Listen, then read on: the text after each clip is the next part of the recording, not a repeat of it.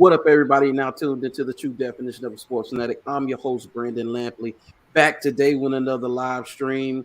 Feels good to be back in the barbershop. Got Mr. Reid back in here, fresh off vacation. You look relaxed, man. You look relaxed. You look like you had a good time.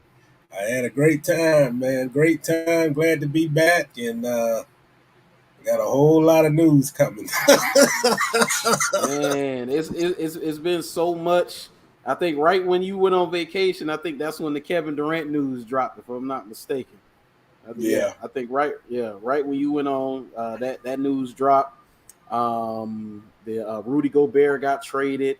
Now Donovan Mitchell on the trading block. I just saw today. Well, at least I know we can hear it. They can hear us. DeAndre Ayton had his offer sheet matched. I saw by the Suns, which I saw. When I saw that, I was like, of course he's going to get his offer sheet matched. When I saw it, I was like, there's no way you're going to let him walk and go to the Pacers. But what's interesting, and you may be able to give me some insight on this. They said the Phoenix Suns didn't offer him anything. They didn't offer him prior to him getting that offer sheet from Indiana. Like, I don't understand now. It's Monty Williams. I understand it. Okay. Monty Williams got a certain way of trying to make a player form to what he wants. You know, I guess you can call it tough love. But I mean, I'll just say this, man. Cut the chase. There's no way in the world that they should have had this guy to even get to the point of getting to the offer sheet. You know, I mean, he's a cornerstone to that franchise, and I don't know what maneuvering, what they were trying to prove, or just didn't think that he was, if he go on the open market, that he wasn't going to get a max deal. I mean, I'm trying to put the blame. It has to be on Monty. I feel that if Monty would have went to management and said, we got to have this guy back, I think that Phoenix would have had no question of getting him a max deal. But Monty is a guy that if you got 9, I'll just say it like this. If you got 9 pluses and 1 minus, then Monty, that 1 minus might be something that Monty Williams would say, I need to teach him a lesson. Or he may not be, he might be what we need, but we may not think that he's a max player who we need. Right. And I feel that Monty, man, you can't play games, man. This was a game for the Suns. Any guy that get 144 million or whatever it is, can only be happy about it, okay? But when you put Ayton through all this and don't give him an offer, go the whole year last season when you could have re-upped him, basically you got to prove to us you're worthy of getting a contract extension. If you don't think that has some hard feelings and some hard, man, these guys didn't believe in me. That's what's going to be the conversation for the rest of his career in Phoenix.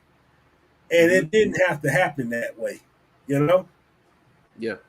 I mean, this guy literally took you to the finals the season before, played consistent the whole year last year. He might have not had the season he had the year before, but he still was a centerpiece. And then you basically just throw rain on him, don't give him an offer, basically shove him out the door and tell him, we need to see what your value is before we even consider giving you a max deal.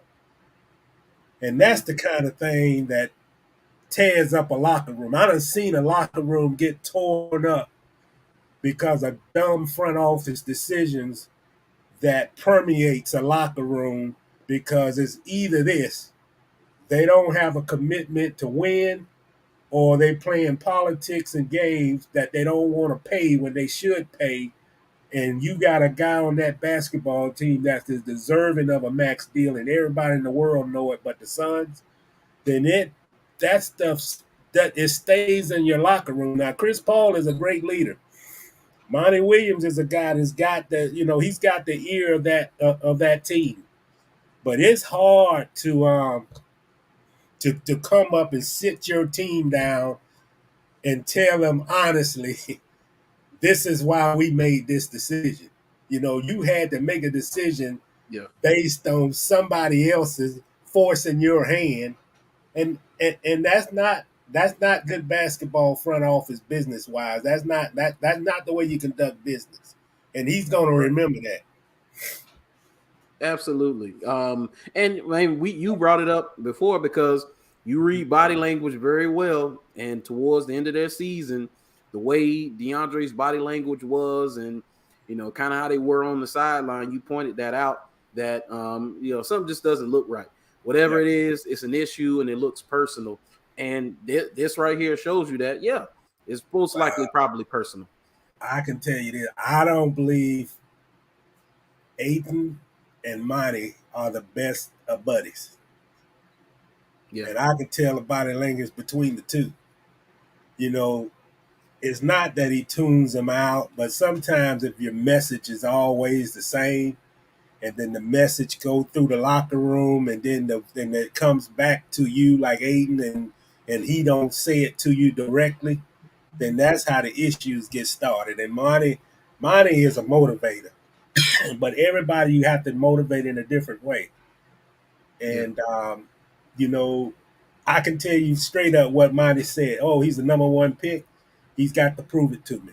He's got to prove to me that he's the number one pick. And every day, that's what Monty wants to bring out of him, to show me you deserve of that number one pick. When the guy go out there and have a hell of a season and do everything that he's asked of, Monty done pushed him to the limit, and he's done everything.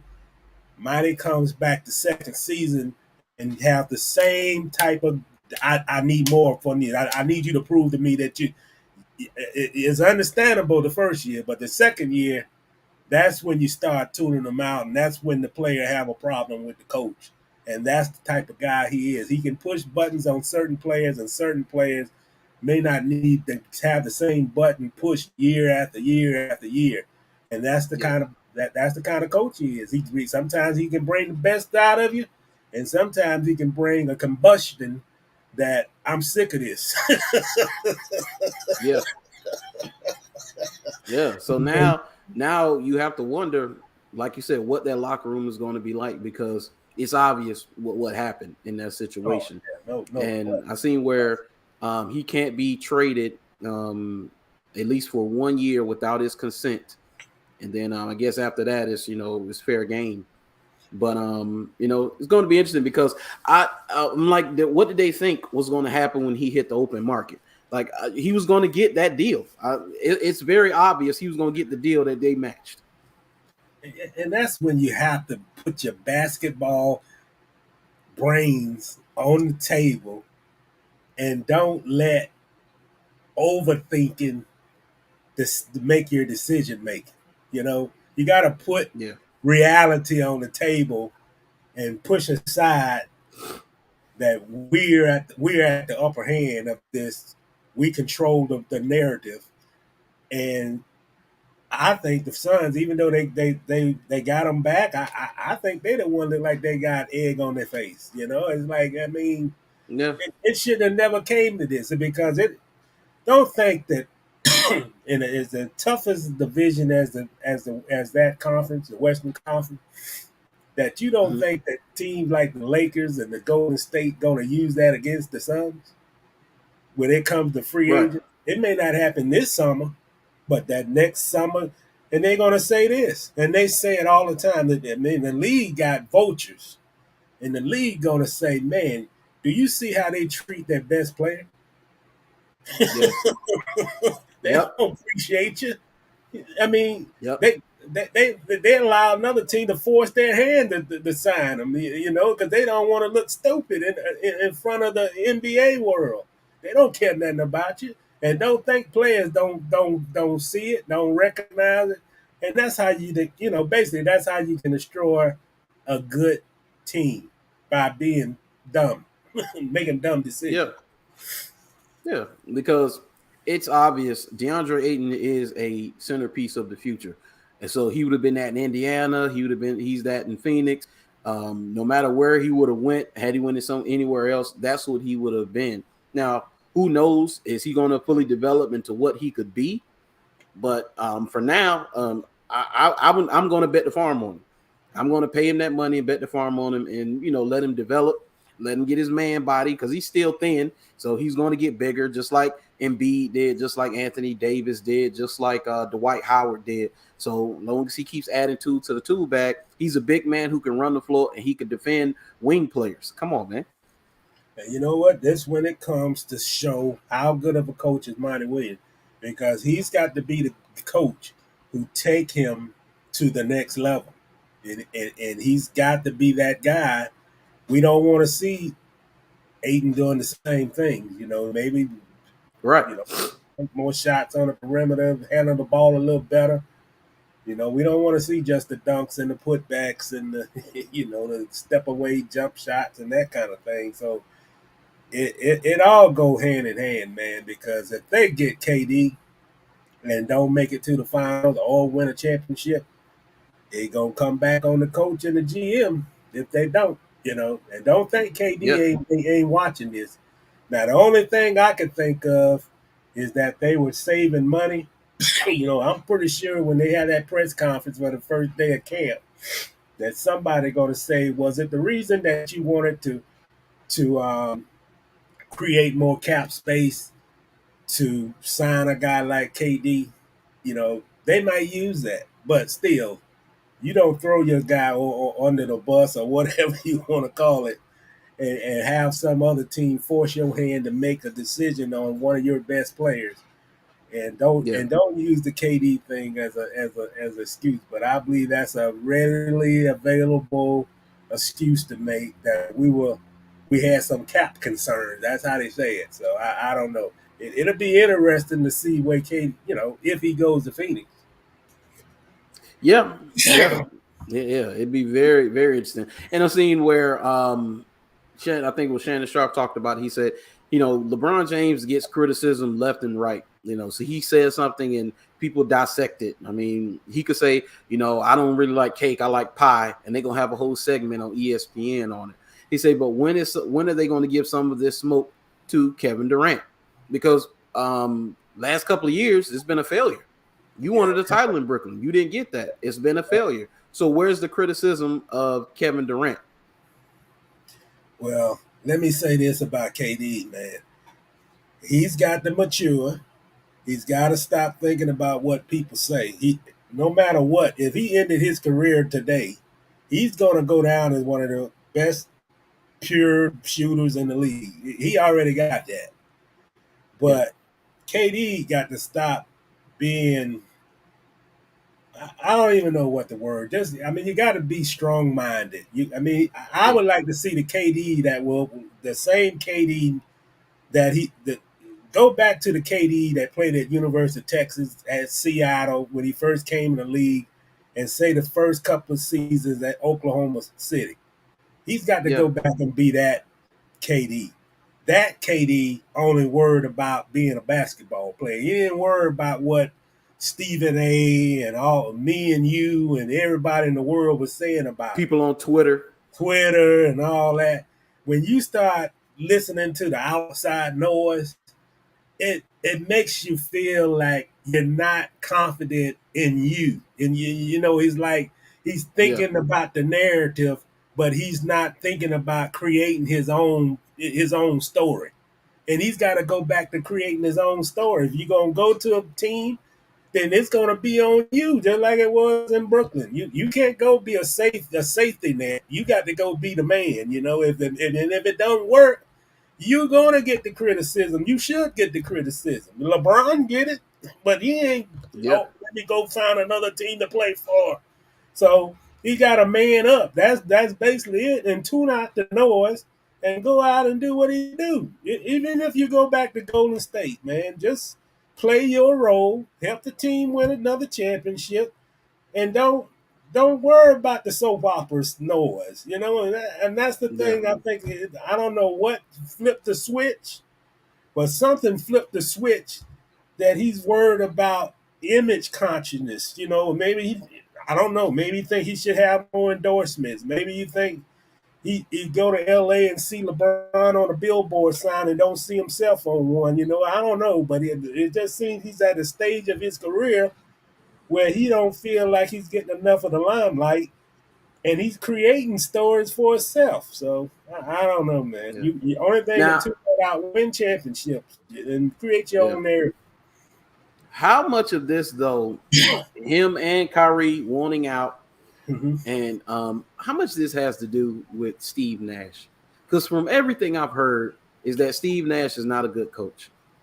He's and they've had issues with Steve Nash seemingly from the beginning. What told me that this was not going to work with Steve Nash is what Kyrie said, and as soon as he was hired, Kyrie said, "Oh, it's like we don't have a coach." He says like everybody can be the coach because we got Steve Nash. That's basically I'm paraphrasing, but that's basically what he said. It was I thought it was very disrespectful for him to say it like that. But that let me know the respect level he had for Steve Nash from the gate.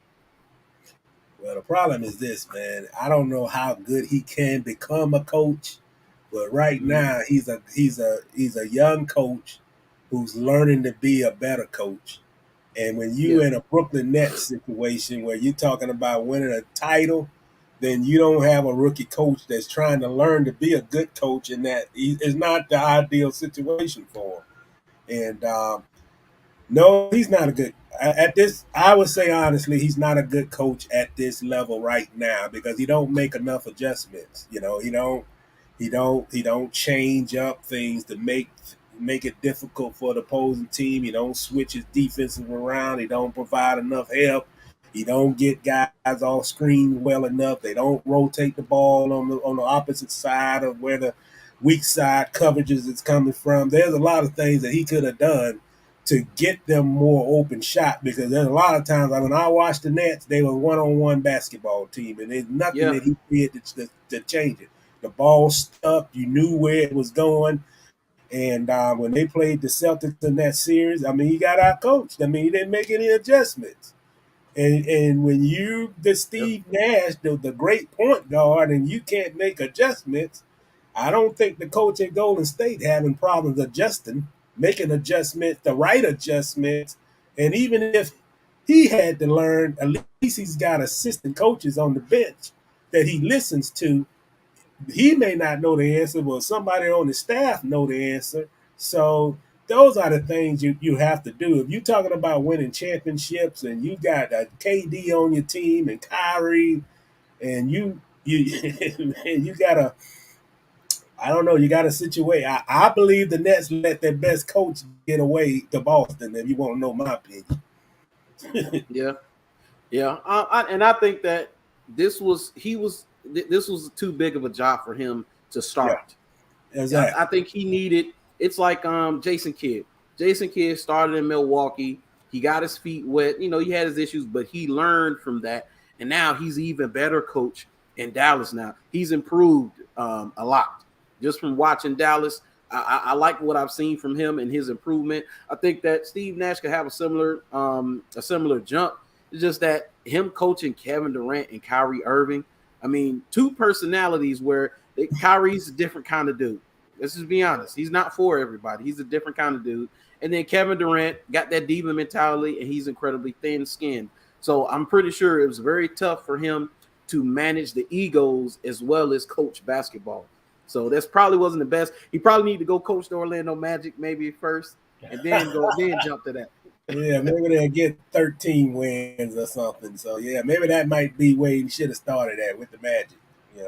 Maybe so.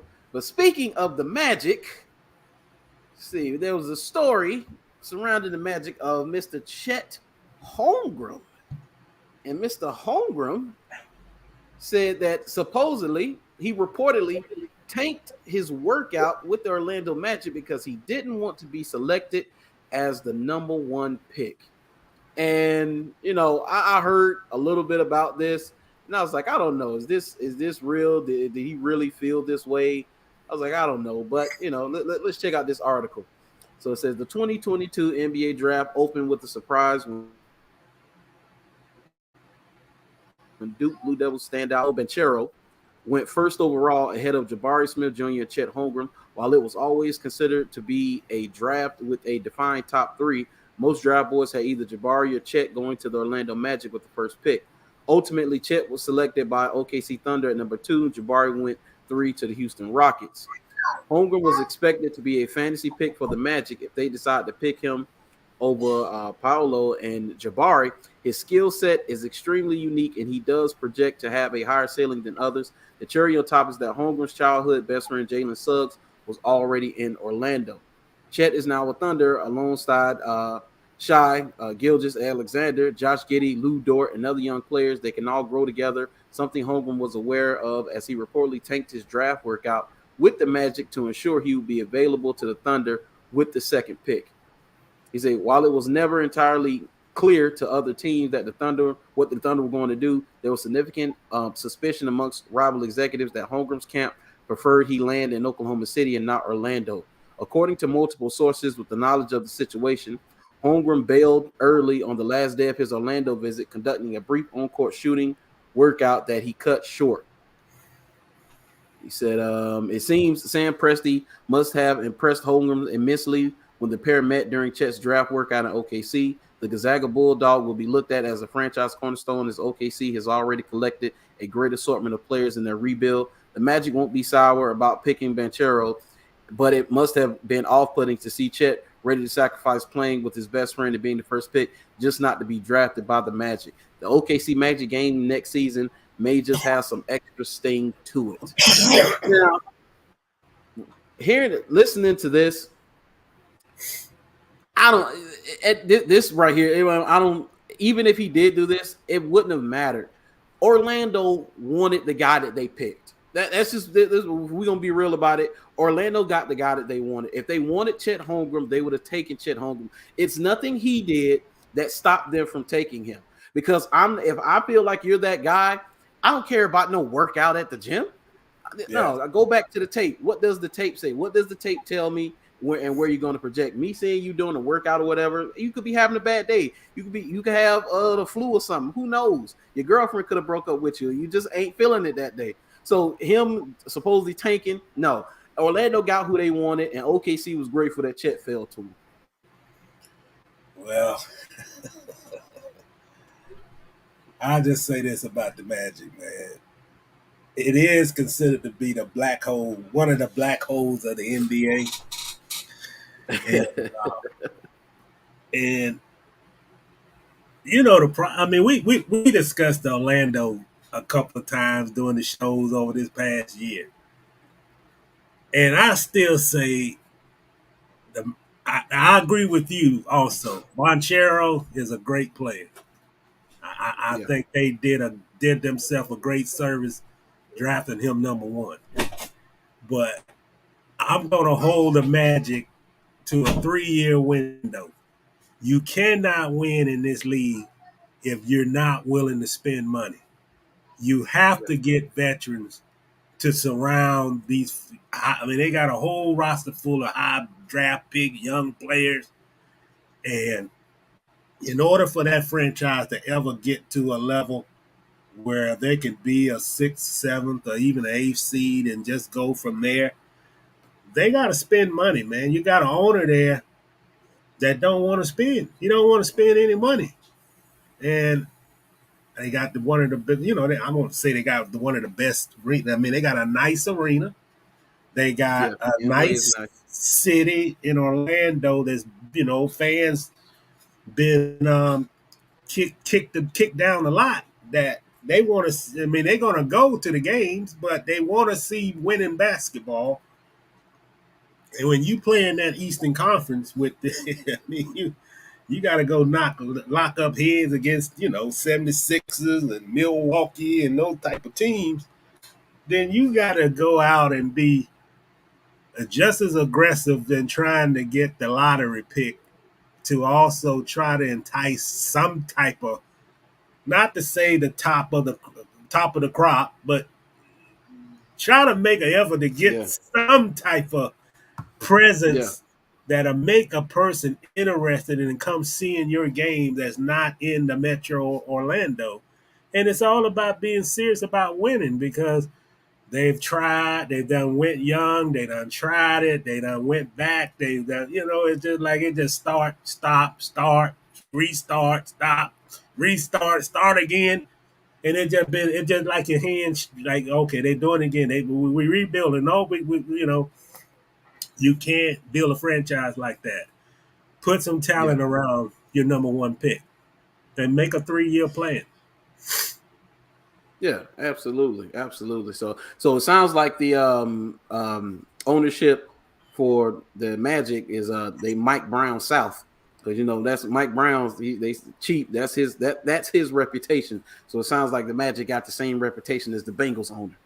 Man, I heard a story. This is years back though, in the early 2000s, that the Orlando Magic would not pay interns in their media relations office, while 30 other teams in the league was paying internships, like, $14 an hour or something.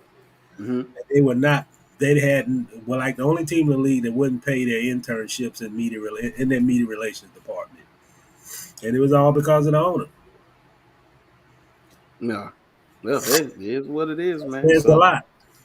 yeah, it does say a lot. So now here's a question I have for you: does Rudy Gobert put Minnesota square in contention for a title? Yeah. No. Yeah. No, wait a minute. Now you say tight. I thought you talking about like, I mean, I think with Minnesota, man, you got to go with levels. You got to Well, go. that was okay. Okay. See if they can get past the first round, then get to the semis. I think it makes them a major player in the West. Okay. Yeah. Title, I don't think the Timberwolves could ever win a title. You don't think so? But Yeah. I'll say that. I mean, it's good to see just the. I think they got a franchise, man, to be reckoned with. Yeah. I think that it's. I mean, they're in the West, so it's hard. It's hard. It's hard. I don't It's hard. think they're better than, even though that was a great series, playoff series against Memphis. I still don't think they're at the same level with Memphis, even though that series was nick and tuck, man. It was young talent against young talent, but What up, Chris? I don't think they're there. But yeah. I don't think they quite there just yet. I don't. I like it though. Yeah, I like it though. I like to have Gobert. You got a guy that can protect the rim. You got Edwards who on the wing. And you got your guy. I mean, I think they got the tools. I don't I don't know about the backcourts in a way that will it be consistent 3 years from now. Both those guys probably won't even be in Minneapolis in 3 years. But Minnesota has been a team where a guy in the NBA would almost like, man, you can send me anywhere, but don't send me to Minneapolis. I mean, it's been that bad. But a lot of people remember the days when Kevin Garnett was there, and they said some of his career, a lot of his career got wasted. So it's never going to be a destination point for a guy to want to end up in Minneapolis to play for the Timberwolves. But I like what they've done. I think that trade helps them tremendously, and I just want to see them. I want to see them just be a contender. I mean, I think contending would be at the pedestal of where they can get to. Be in the top 4, top 5 in the West. I always question their coaching. And you got the question they're coaching in this play in that I was playoff. going to ask you about their coaching. That's my next question is, so the coaching. Because I'm not very familiar with their head coach, but I think that'll probably be one of the things that would hold them back from achieving their goal in the next few years is coaching. Well, sometimes people have a problem with what Charles Barkley says, but he nailed it on the head about their coaching, man. You know, you don't wait. I mean, you don't go up by 15, watch the lead get down the one, and then lose it, and then still doesn't call a timeout. I mean, come on, man. You know, Yeah, I mean, yeah, it just was some bonehead decision making in that playoff series that might have cost them the series, and you can't have that situation when you got that type of young talent and make bonehead decisions, especially in the playoff. yeah. Absolutely. So, man, but we gotta get into this Ja Morant quote before we get into some WNBA. But Ja Morant thinks he could take MJ 1-on-1. And more quotes from the week. He says, so Ja Morant is confident he could take on the NBA legend. He said, I would have cooked Michael Jordan too. I'm never going to go and say nobody going to beat me 1-on-1. So I saw this quote, and when I saw it, I was like, I mean, what did they expect from a young guy like a Ja Morant? What would you expect from a young guy like a Anthony Edwards? What do you expect from the young guys in the league? They're very confident in their ability, so I would expect them to say something like this. I mean, hey, that they didn't win them against LeBron James. They feel like, hey, LeBron's great. Whether it's Kobe, it could be Wilt, whoever. They're confident in their ability, and which we don't. Like you said, Jordan would average 40 in today's game, but Jordan would have a tougher time on the defensive end in today's game too, because so many players are supremely skilled today. So anybody could get it today. I always like guys that have confidence, but I think the NBA is becoming too much of generational, my era against your era, and we're never going to Yeah, see those teams. We're never going to see Michael Jordan against Ja. We ain't going to see it. I mean, it might be right, on 2K or whatever the hell it is, but you're not going to see it. right. So if I can't see it, man, I don't want to talk about it. So I mean, that looks like, Yeah, hey, man, Muhammad Ali and Mike Tyson would have been a great fight, but we want to talk about it, but it never happened because it was the two generations. I mean, three. yeah, The generation gap was they wasn't in the same time period.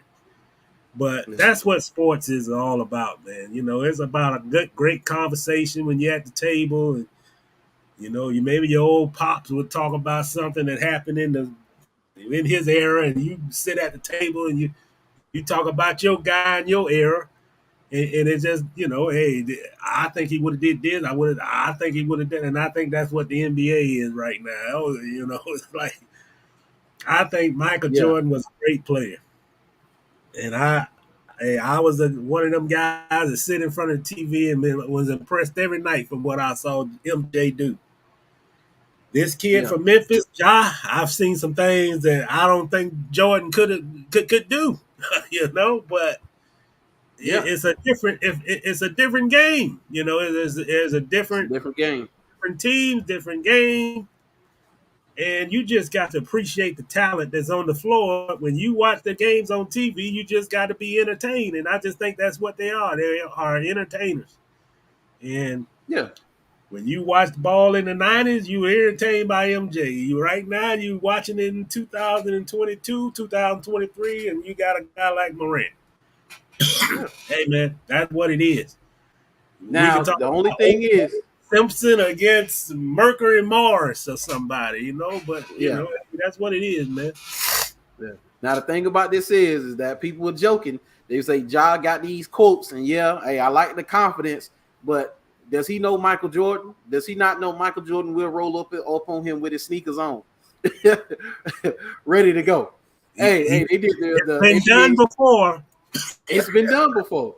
They did the NBA 75th anniversary, and they were like out in the little area outside, and they out there laughing and talking. They got the little video, and Jordan is pointing at Magic. Tell me, look at him right there. He's like, "Hey, where your shoes at? Go, let's go." And he was dead serious. You could tell on his face he was dead serious.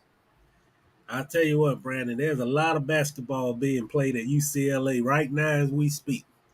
And I think they have a gentleman's agreement that nothing goes outside those walls. But sometimes there'd be a little chatter about, man, these guys come back, some of the old guys come back, and they be going at it. So Jordan might be in that gym right now.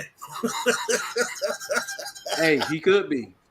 I've heard stories of those scrimmages at USC and UCLA where you've had 50-year-old NBA players schooling high school players. And they say it isn't close. It isn't close. And college players. They say Baron Davis, dude, he challenged Magic Johnson because he was one of them young guys. Oh man, he's an old guy now, so I'll take him. Magic was spinning around them, driving to the basket, taking them to the hoop. You know, sometimes them secrets get out when you lose a bet. Yeah. He said Muhammad Ali was a smart fighter. His intelligence towards fighting would have gave him an advantage over Mike Tyson. My money on Ali all day. Yeah, I would have took the Ali. Speaking of Ali, I know we're off topic. We're off subject. Man, I look back on this old show. I mean, it was like a documentary on Ali. And Ali, this was like 1967 Ali. So the guy would not say Ali. He would call him Cassius. He wouldn't call him Ali. Every time that Ali right. What's my name? What's my name? And he hit, man, he beat this guy to a pulp, man. There ain't no my favorite clip of Ali that I saw not too long ago was I can never remember the fighter's name, but he talking trash to him while he trying to gamble. He's like, "You'll never be better than me. I'm the greatest." And he shot a gun with blanks in it, and Ali and his team ran up out of the casino. I said, "That is hilarious, man." Let's see, all those new glasses. No, these are not new glasses. These are old glasses. He's been caught by I can't see no more. I said I got to get used to them. So I was like, let me go ahead and put them on to get used to them, man. I got to stop fighting it. Hey, I'm getting old. I got to stop fighting. Yeah, man, put them glasses on, man. Nice. Sure. So, okay, so we're going to get into a little, before we get out of here, done off the NBA, we're going to talk about some WNBA. And we got to talk about this trophy that they presented to Kelly Plums for the MVP of the WNBA All-Star Game. So, here we go. So this right here was absolutely ridiculous. Man, I can't even see it. Is that small? Oh man, it's small. So hold on, I'm pulling it up. There it goes right there. So what is that? Like a Cracker Jack box? Man, somebody talking about they picked it up at the local trophy store. This right here, that's absolutely crazy. Look at that thing, man. Man, look at that. That's and it's not about the size. It's not about the size of it. What it is, it's like the design. The design. There's nothing. It's not a good look. It's not a good design. Like, what is that? Like, even I tweeted out. Let me see if I can pull up the rest of my tweets, because I tweeted about it, and I say, dude, look, somebody tweeted this. They was like, you could have gone to Amazon. This is a trophy off Amazon. This trophy off Amazon looked way better than the trophy that they gave out in the All-Star game. Yeah. That is insane. Hey, I said that's a ROTC trophy. That's them trophies you get for good achievement stuff in ROTC in high school, man. Man, what is that? It look like a But this genie. is just another. Yeah, look, you say it look like a genie bottle, but that right there. What are you supposed to do with that? But this is once again, all this does is it makes the WNBA. I mean, it makes people easily poke fun at them, makes them look like a joke because there's no way you looked at that trophy and was like, oh yeah, this will suffice. I mean, you already having issues with revenue. You can't get revenue up. Hey, what up, Kassan? Hey, Kassan said they went to Hibbett Sports for little league t-ball. Man, they could have put a pot together between the teams, and everybody put $5 in a hat, and they could come up with something better than that at Walmart, man. Easily you could have came up with something better than that. But so of course everybody on Twitter, they were talking about this, and like they said, it's not about the size of it because it could be that small. It's just the design. It's terrible design. But you know what, Like man, there's no way. this is the kind of stuff that happens when there's no thought in media. I mean, I'm not media related. There's just no thought in public relations. Mm-hmm. No no meetings going on to determine, like, man, this is not a good look for the league.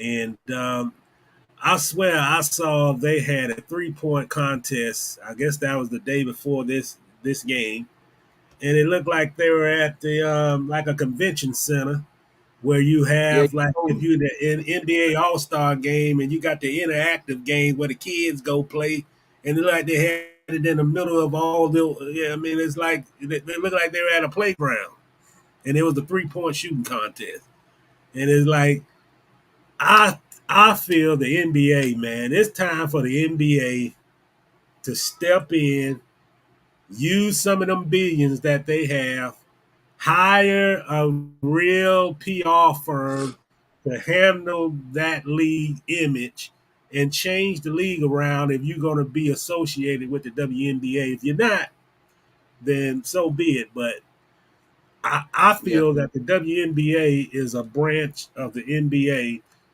and the NBA just seemed like they done just kicked it to the side, like it don't even matter. You know, not putting no money investment, not doing the things that need to grow this league, and basically they just abandoned it. And it's a sad story, you know, because I believe, and truthfully, if David Stern was still alive, there's no way in the world that we would see that trophy embarrassing looking. And that's an embarrassment to the league, just by Yeah. that what you got right here on what we watch.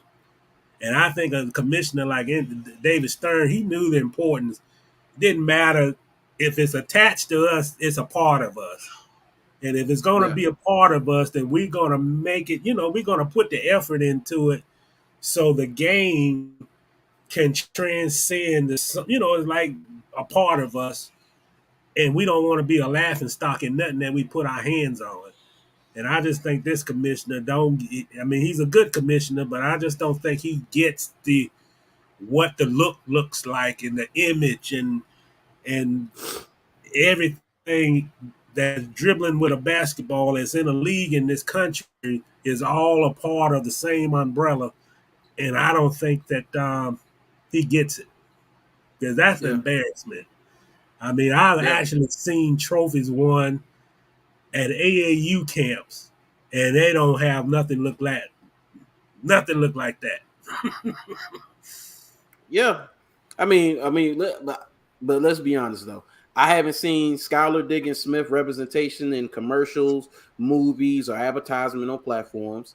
Candace Parker, I haven't seen her in much at all. Yep. What's that? Deanna Taurasi, Della Don. None of that. I haven't seen any of their players, their top players, being marketed. That's one of their biggest issues. It's stars. The NBA got where it is today because of star power. They're marketing their stars, and they don't market their stars well enough. And you have a few stars, but they don't market them well enough.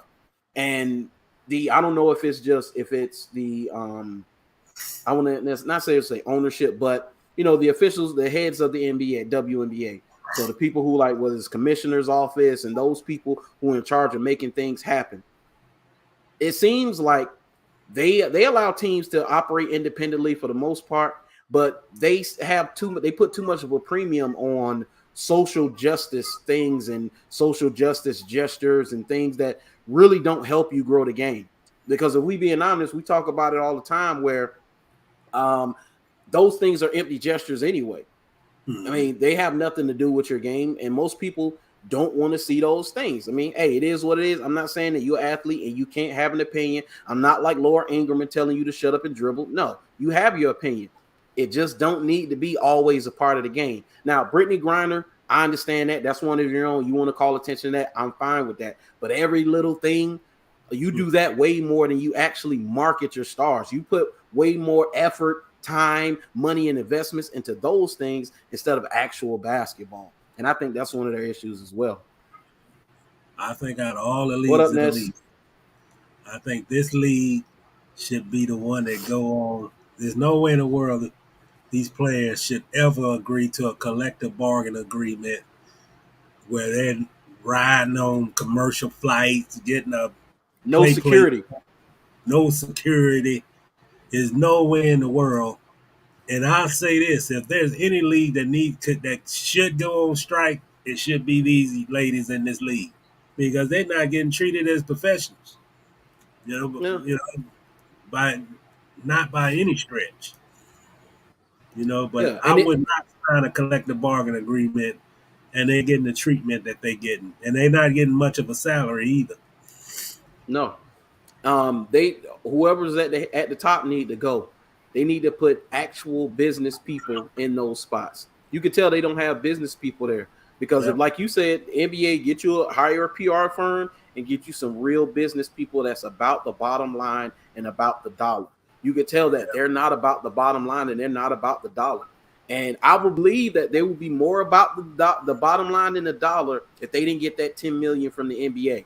Because they get that 10 million from the NBA and it seems like they rest on their laurels. Yeah, you're right, man. That's a good thing you said that because that they take that money and then it's it. They don't add nothing to it.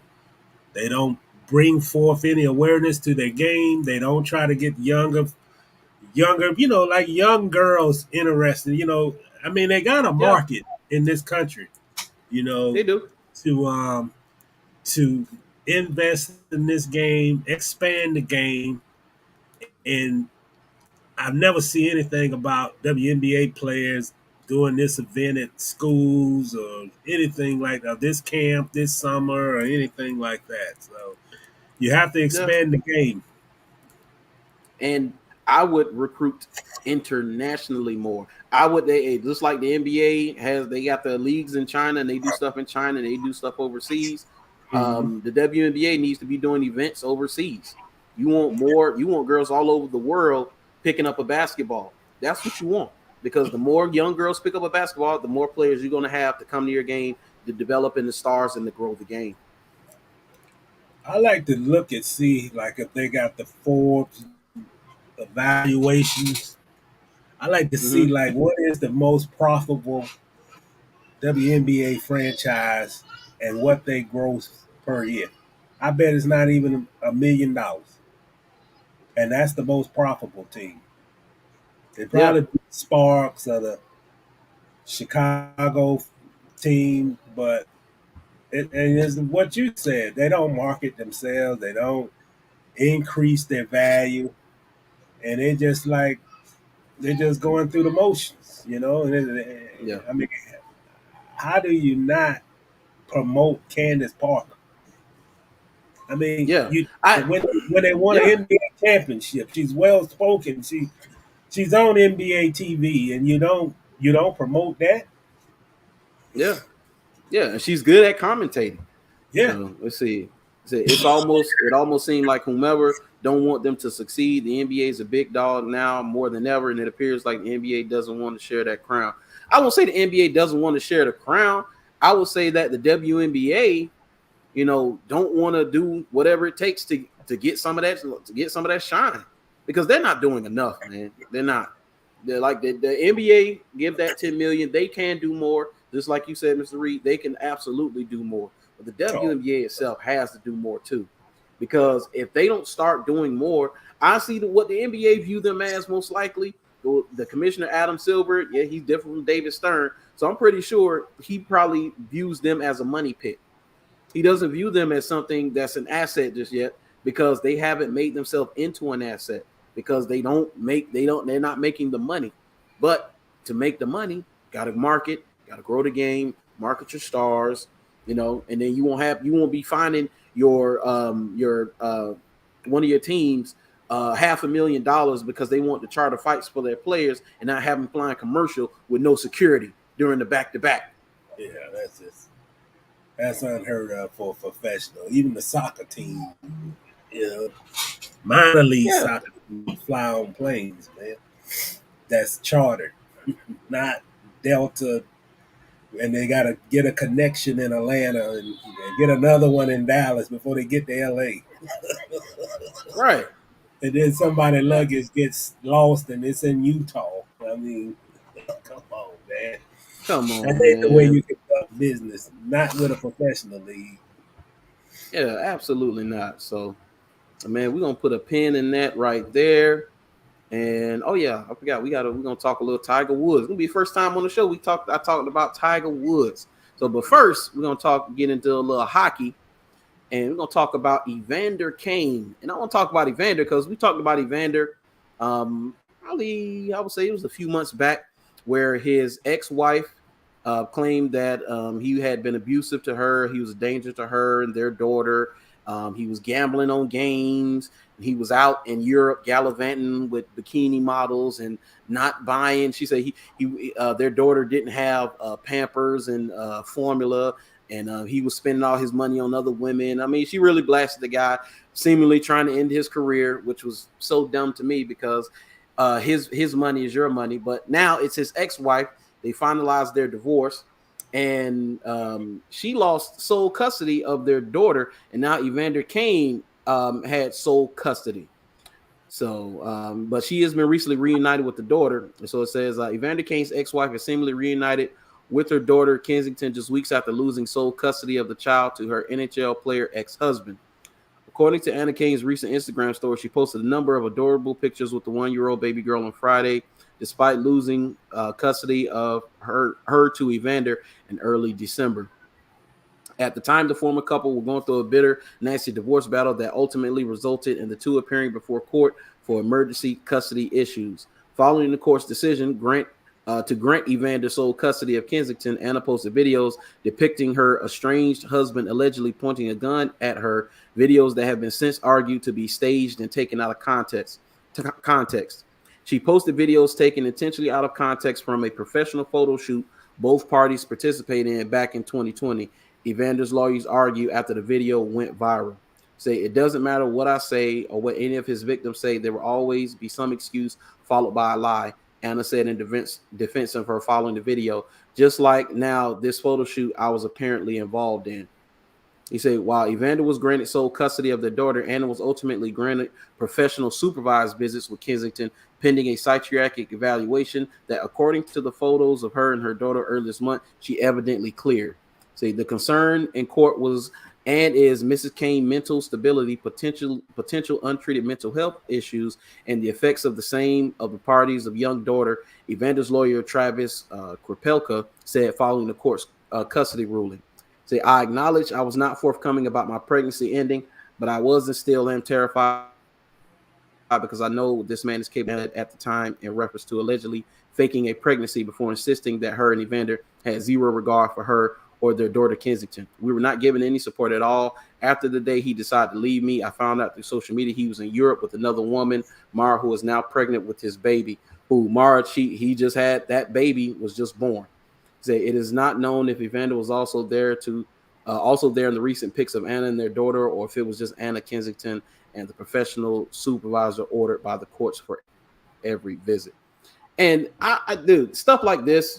The young athletes have to pay attention to stuff like this because it's very obvious that she's unstable, and the courts ruled that she's unstable. She needed psychiatric help. He was granted sole custody of the daughter, and now she only gets supervised visits. That's because the courts found that she's unstable. She had some things going on, and she still hasn't stopped. She posted that video out of context, and it was from a photo shoot of him holding the gun at her. So it wasn't him threatening her with a gun for real. It was a photo shoot. And so Evander, I'm sure he learned a lesson from this, because apparently he's lost over $50 million over his career. And I guess he's out of debt now. He's making money back. I know he's now with the Edmonton Oilers, but I'm pretty sure she spent a nice chunk of that 50 million. And he probably blamed her for it. And he was like, you know what? I got to get out of here. And so instead of her, taking that L, bowing out gracefully, and she's like, oh, I'm going to burn it all down. She said, if I can't have nothing, you can't have nothing either. And we don't know what went on. We don't know what he's done. I'm not painting him as a saint or saying that he's without fault, because who knows what happened or whatever. But hey, the proof is in the pudding, and it's very clear. She tried to sabotage this man. Mm-hmm. Yeah, that's got ugly. That's one of them ugly tit for tats. And, I think it's like now to the point of just vengeance. It's just just going after just to go after, with no rhyme and reason. Just, I want to, make it as difficult no matter what, and put this problem, that problem, and continue to grip them by the neck. And that's it happens though, man. Divorce and this kind of situation happens, and man, the only thing I can say is just get ugly and ugly and ugly and ugly, and then that's a bad. This is one thing I can't understand. This is that this is the father of your child, and he needs a way to protect and provide for that child. And his way of protecting, which is very lucrative, which is him being a professional athlete playing hockey, you try to end that. So let's say that what you did worked, and now he can't play hockey no more. And now he got to go work at Amazon or UPS or something like that. And now the money for support is not coming in, because I know she got a settlement of money from their divorce. You don't get that. And now he can't provide for the daughter like he did in the past. Now what? Now what? Are you happy then? Yeah. And a lot of times you getting a tit for tat like this, he might have a hard time seeing his daughter. She keeping away from him. The child get put in the middle of a tit for tat. Yeah. And Lord knows what's being said about him. You really want to know the truth. Mm-hmm. So I hate these stories. I hate these situations. But life. This is the other side of the dice. When marriage don't go right, and it get to that ugly stage, and she want vengeance, he want peace, and there's no middle ground. He's got money. She feel like she entitled to 98% of it, and you got a kid in the middle, and that's just. That's one of the ugly facets of life, man. When they get to this stage here, man, and then there's no coming back from that. There's no real. You can't get these two back together again, no matter how hard you try. So no, see, and I would respect her more if this was just about money. Like if she was just entitled to his money, I'd be like, okay, I understand that. She gonna try to get more money. He might break off a little more to get her going out his hair. But this was about vengeance. That's what this was about. This was about I want to crush and end this person. Yeah. So man, hurt is something, but people react to hurt in different ways. I think this lady been hurt, and whatever happened, we don't know the whole truth of all what happened. Yeah, we don't know the whole thing. When you see that vengeance, whatever happened, she saw it. She's like out for the blood to the core. Yeah, absolutely. So, but yeah, we're gonna leave that right there. Let's see. What do you say? Phoenix Mercury is the highest paid player And WA is Deanna Taurasi. Yeah, she's the highest paid. I've seen those graphs where they compare her salary to LeBron James. And it's like it's no comparison. They was like, well, the look at this huge gap between the two. I'm like, when they talked about Brittany Griner, and I shared on my Facebook. I shared on my Facebook a post. Let me see it real quick. See if I can pull this up. You know, so my people on Twitch and YouTube can see what I'm talking about. Because a post from this young lady went viral because she asked the question of Brittany Griner going over to Russia to play in the first place needs to be talked about. Okay, I found it. Here we go. So let's pull this up. And I broke it down eloquently. Here we go. So she said the New York Post had posted, say Brittany Griner's coach says if this was LeBron James, he'd be home. And I hated that. Everybody talking about, well, if it was LeBron James or Tom Brady, they'd be home. And people argued like, well, if this was LeBron James or Tom Brady, Russia would have wanted to make an even bigger example out of those two, and they most likely would not have been home. Yeah, really. They say so. Yeah. So he said, no, he wouldn't. But LeBron would never be in this position because LeBron isn't forced to go to a hostile country and play ball in their leagues for extra income. Brittany makes $220K a season. LeBron makes 41. That's the real angle nobody seems to want to discuss. And I said it very eloquently. I said the WNBA doesn't turn a profit. The NBA gives them $10 million a year to operate. She's not getting LeBron money because the WNBA doesn't make NBA money. Women aren't even interested in the sport, but blame the men though. Yeah. And that's what it is. Because you got the same women who argue about this stuff. They heard about Brittany Griner when she got arrested. They didn't know who Brittany Griner was. Come on. Yeah. Come on, man. But you know, it is what it is.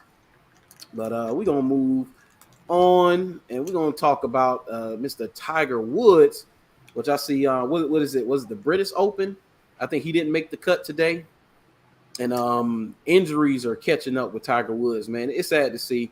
I'm not even a golf fan, but I tell you, I watched Tiger many times. He's one of the few that I have ever watched play golf.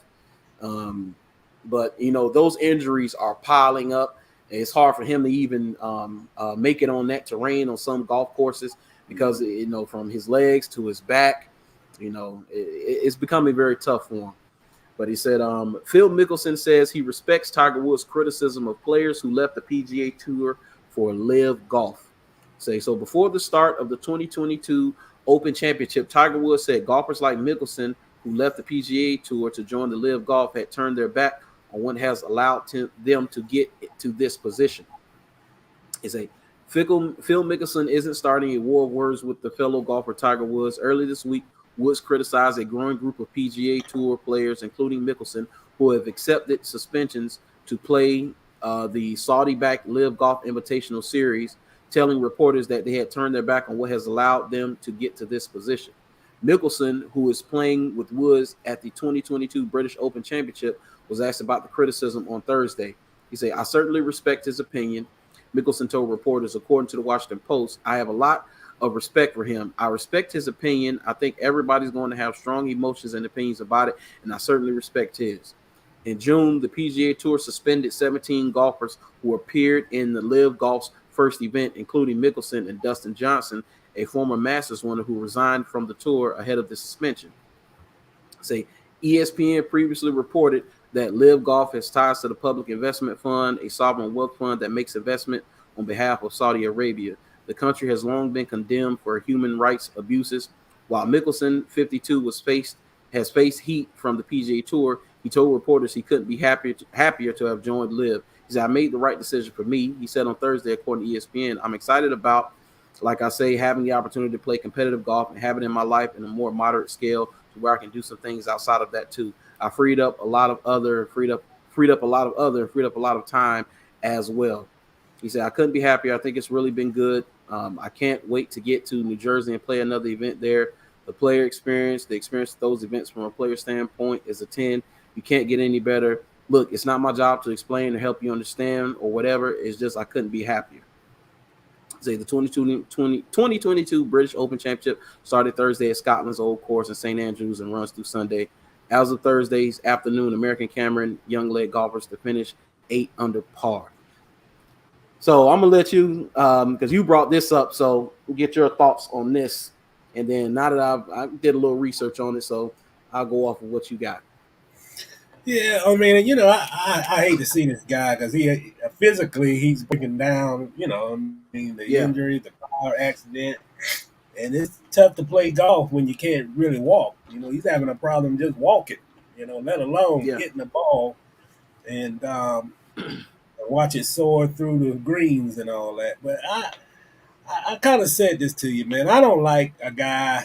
I mean, he's the face of the game. There's no question about that. All the respect in the world for Tiger Woods. But, everybody in this golf game is not as good or has made the money as a Tiger yeah, Woods.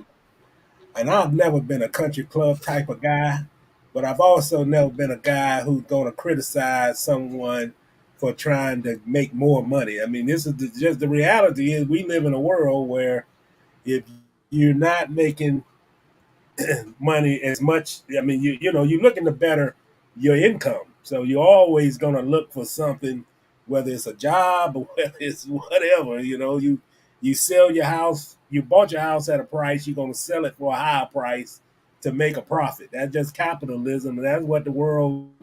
Unless you live in Russia, I mean, that's the world we live in.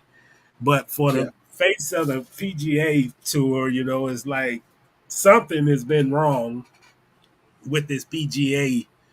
I think that a lot of times the country club style of what I call the PGA anyway, that everything stay in house, and when things get outside the country club, it's always handled delicately and in a way that you don't want too much negativism outside of the country club. But yeah, I don't think it's right for Tiger Woods to say that this live golf and these guys owe their careers and they're turning their back on something that made their career and the bottom line is money, man. I mean, that's what it is. They left because they yep, felt they can make more money playing this tournament. And the PGA, when I call country club, I call country club as being, you know, arrogant, which they've been. They've been racist. If you go back in the '70s and the problems that some of the black golfers had, and it's just been a club of the privilege.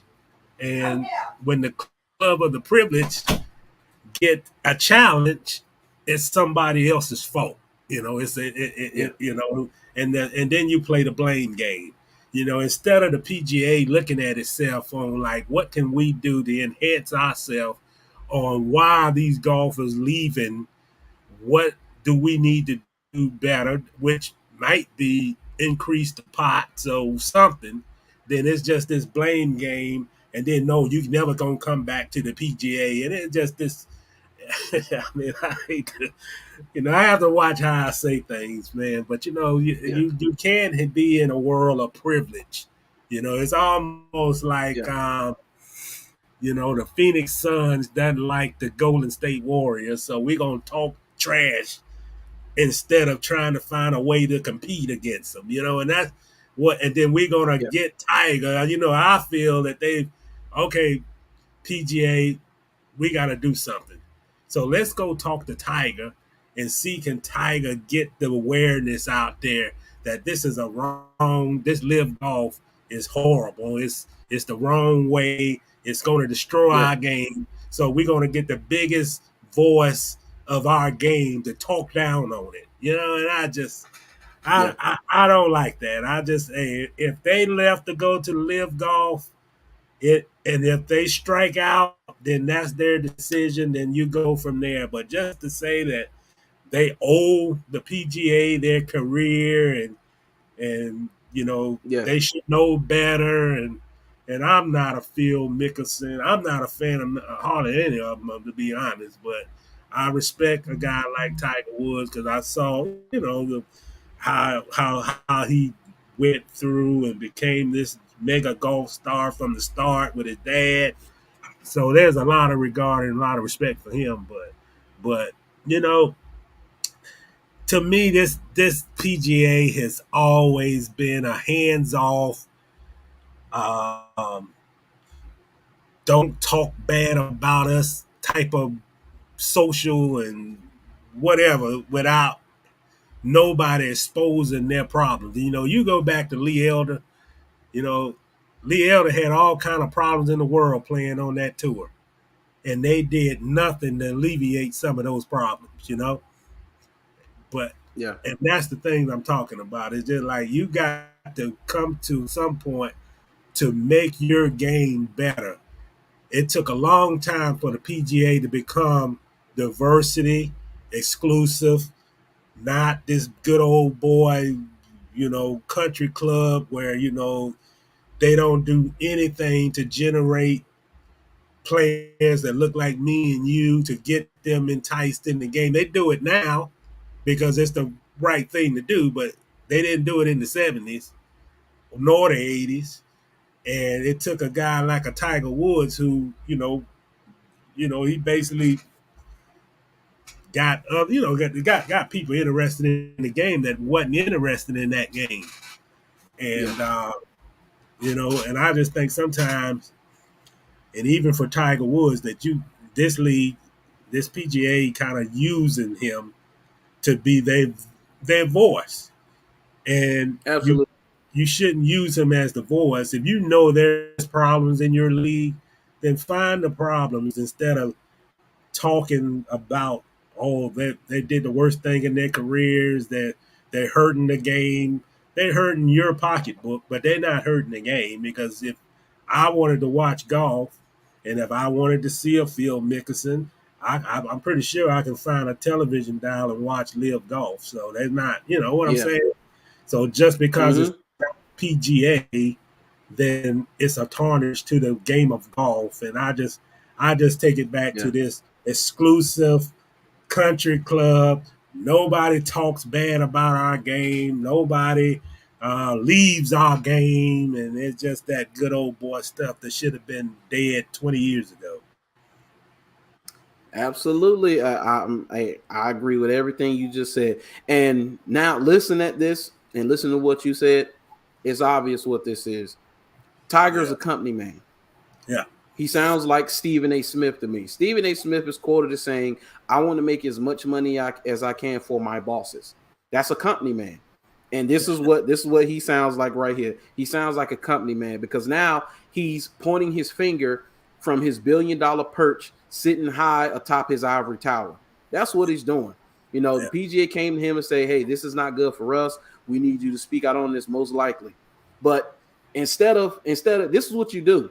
You don't get bitter, you get better, because the PGA comes off very bitter, yeah, criticizing the players who went and they suspending them.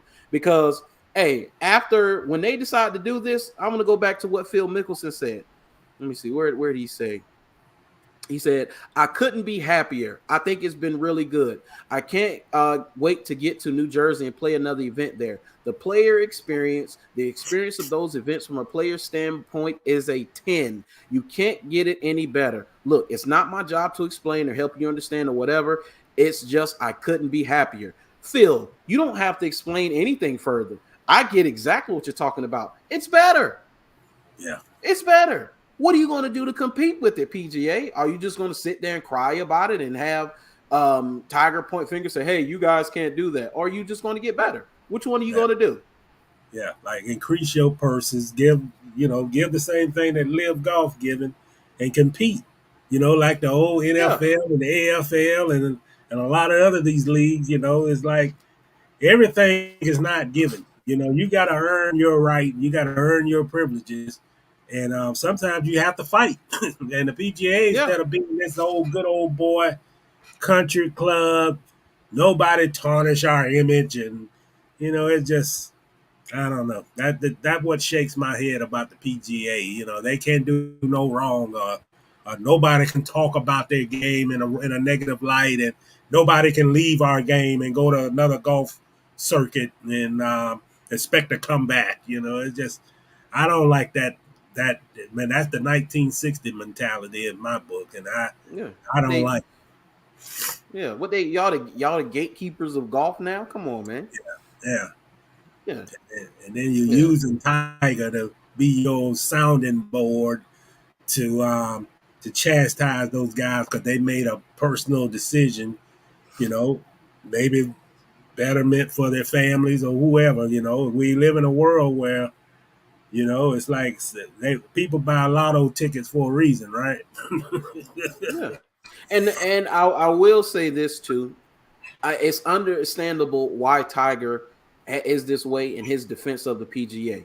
I get it. I'm not going to criticize him necessarily for his commitment to them because when the chips were down and everybody wanted to leave Tiger for dead, the PGA stuck by him. He lost everything. I think only one stood by him was what, Nike and the PGA. That was Yeah. about it. So he's beholden to probably both of those companies. So I get it. Those are the people that feed you. Okay, I get it. I understand it. But like Phil Mickelson said, he got no ill will towards Tiger and what Tiger said. He's like, hey, I get it. It's cool, but that experience was so great. I can't wait to do it again, and I'm gonna make me some more money. Y'all can think what you want to think. Because he said, it's not up to me to explain it to you. It's just I couldn't be happy. But that's the problem with Tiger. You know, Tiger has made a lot of money through the PGA Tour, and Yeah. he's made a lot more endorsement deals than probably three-quarters of that whole circuit. So Mm-hmm. you can't criticize any man from wanting to increase his wealth, betterment for his family. And if that vehicle I know they're affiliated with Saudi Arabia, and there's a lot of things that is not right that happens in Saudi Arabia. But, Right. you know, Money talks. that right. I mean, I think that's the point that they felt that some of those golfers felt that from a career decision making standpoint, I can enhance my career financially better playing in this league. And that's why I feel that, I'm a lot disturbed by sports. I mean, just being a writer, a fan, and I've been watching sports practically my whole life, and the purity of sports is dead. There's no, Yeah. you just watch the sport because of the athletes, and they're out there catching, passing, putting up a jump shot, and that's not enough for the entertainment value no more. I mean, sports now has become, it got to be controversial. It's got to be somebody who's an outcast. It's got to be somebody who talk trashed about somebody else, or Yeah. somebody break the law. It's not about the game anymore. And it's just like, even with this PGA thing, if they left, you got your league, they got their league. And all you can say is, we're going to concentrate on making our league better, and we wish them much success and let it go. But you can't have guys in your league talking about they're never going to come back. They trashing our league. They done forgot where they come from, and it's just like, man, if you go back to Major League Baseball and you know the color line. I mean, the color line was changed when Jackie Robinson came in the league, and you got teams who integrated and some didn't integrate, and you got managers, teams from other leagues saying that the worst thing in the world was for the National League to integrate the league with Jackie Robinson, and this is similar. You can't whatever progress is, it's going to happen. Yeah. But progress is not based on what you like and dislike. It's based on this is what's happening. You got no control of the situation, and it's going to happen whether you like it or not. And I think this is what it is. 10 years from now, it might be three different golf leagues in this country, in the world. And you Yep. got no say so because it's all about competition. And if you handle your business, if you the PGA Tour and you handle your business, then there's no room for competition. I don't see the NFL get up in arms because they're the USFL out there because they Yeah. know, you can't Yeah. compete with us. We do what we're supposed to do. So that's what the PGA. You've been around for hundreds of years, man. I mean, if you so arrogant that you can't share the limelight with a new league that we don't know may not even be in existence 5 months from now, stop using your Yeah. top sound. Stop using Tiger Woods to be your sounding board. Get your house in order, and stop worrying about this new league. Bottom Yeah. line. And this is the other thing right here. And you just said something that sparked this. If that event was terrible, if it didn't go well, if the players didn't have a great experience, there'd be nothing to talk about. They Exactly. wouldn't even bring it up. You would have heard nothing about it. But it was actually a great event. They Mm-hmm. love the event, and they're going to go back. Yeah. Their actual competition. The PGA, they were probably there too, had some people in attendance, and it was actually a great event. And they were like, man, this can't compete with the PGA. We got to stomp it out now. We got to extinguish it now before it grows. But it's over now because now you got the likes of Phil Mickelson. Oh yeah, come on. So now that lets me know that Live Golf is a competitor to PGA because if it wasn't a competitor, NFL doesn't talk about the XFL, the USFL.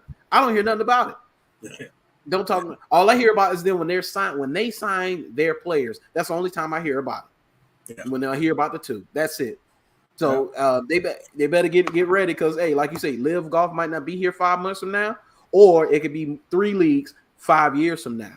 So yeah, They no, just got to it deal with is it, what it man. is. Life is about competition, and if you do your job, then you beat the competition. But you don't beat the competition by trashing the competition. It is what it is. Go out and compete against it, make your game better. Maybe you can keep your golfers. If you're not doing what you're supposed to, and you're not paying, Tiger Woods gonna get his money. The top 5 finishers gonna get their money. It's the Yeah, guys that's finishing 25th and making $1,500. Those are the guys that say, I might need to move over to something else and see can I improve my career by playing and live, and that's what they need to yeah, do. Increase your purses, yeah, make it more competitive. yeah, yeah, absolutely. Yeah, don't get better, get better. Yeah, Yeah, get that's the better. only advice I can give to him. So, man, we're gonna leave it right there. We're gonna get into a little football talk. And got this from Black Sports Online. Shout out to Mr. Robert Littell, owner and operator of Black Sports Online. I think he was my very first guest I've had on this show. So shout out to him. He didn't have to do it, but he took time out of his day to come on the show. So he said, ex-Bears linebacker Brian Urlacher claims some former players are faking CTE to sue the NFL. So it says Hall of Fame linebacker Brian Urlacher has spoken out on the motivations of some former players who seek benefits for head trauma suffered during their playing careers, according to Brian in a recent podcast via Pro Football Talk. He said, here's the problem now with all the guys with CTE.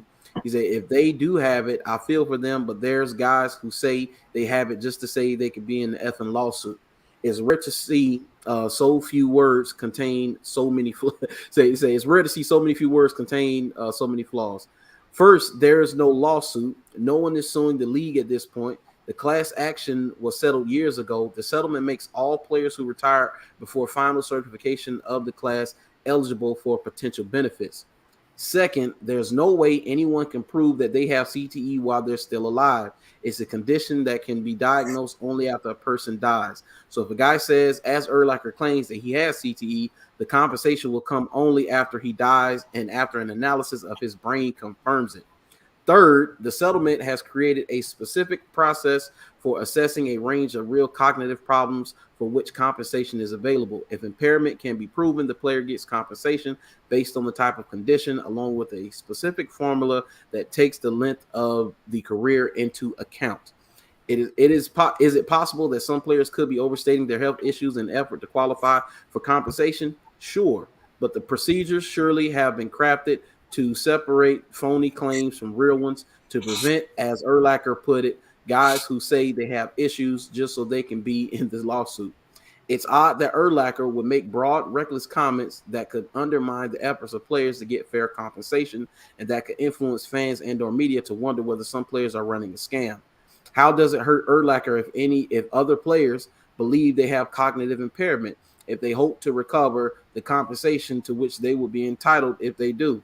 The NFL already has agreed to fund without limitation any payment to those players who properly qualify.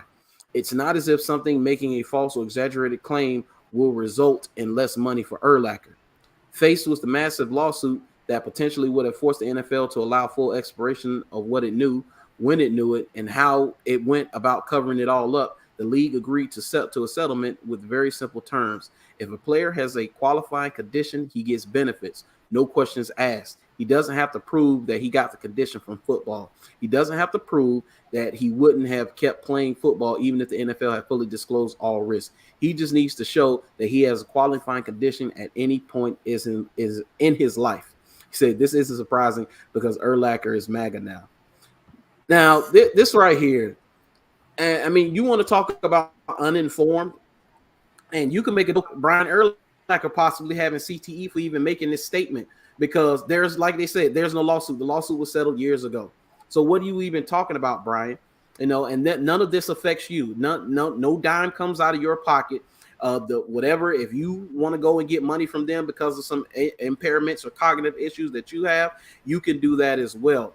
But all this, Brian Urlacher wasn't talking this spicy when his hairline was in Kentucky every Sunday. Come on. As soon as he got this hair on his head, then he started getting all spicy and talking this noise, man. But players have fought for this. One of the biggest criticisms of the NFL is it doesn't take care of former players. And now you're criticizing players getting the help that they need. Some of these guys can't walk. Have you seen Earl Campbell? Like, come on, man. Come on. It's so stupid, man. But hey, I think Brian Urlacher may have CTE with statements like this. Well, based on that picture, yeah. I can. I wouldn't put much credence whatever he says if he affiliated with that knucklehead he's standing next to. So, I agree with everything you said. I think that it's just been too many cases over the years where guys, I mean, you can go back in each case, where guys, didn't have nowhere to turn to and used suicide as a way to get out of the pain they was feeling. And Brian Urlacher or anybody else can't stand up there and say that there's no issue with CTE. So, I mean, and that's the thing I'm talking about. I mean, it's just like sports is just taking too many wrong turns and dumb statements, no facts based on statements. And even they say a picture is 1,000 words. Look who he's standing next to. The guy who, demeaned the whole league of players because they didn't bow to his demands about the saluting the flag and that kind of situation a few seasons ago. So, and not the Trump bash, but Trump is a guy. He's just like the bully in the playground at the elementary school.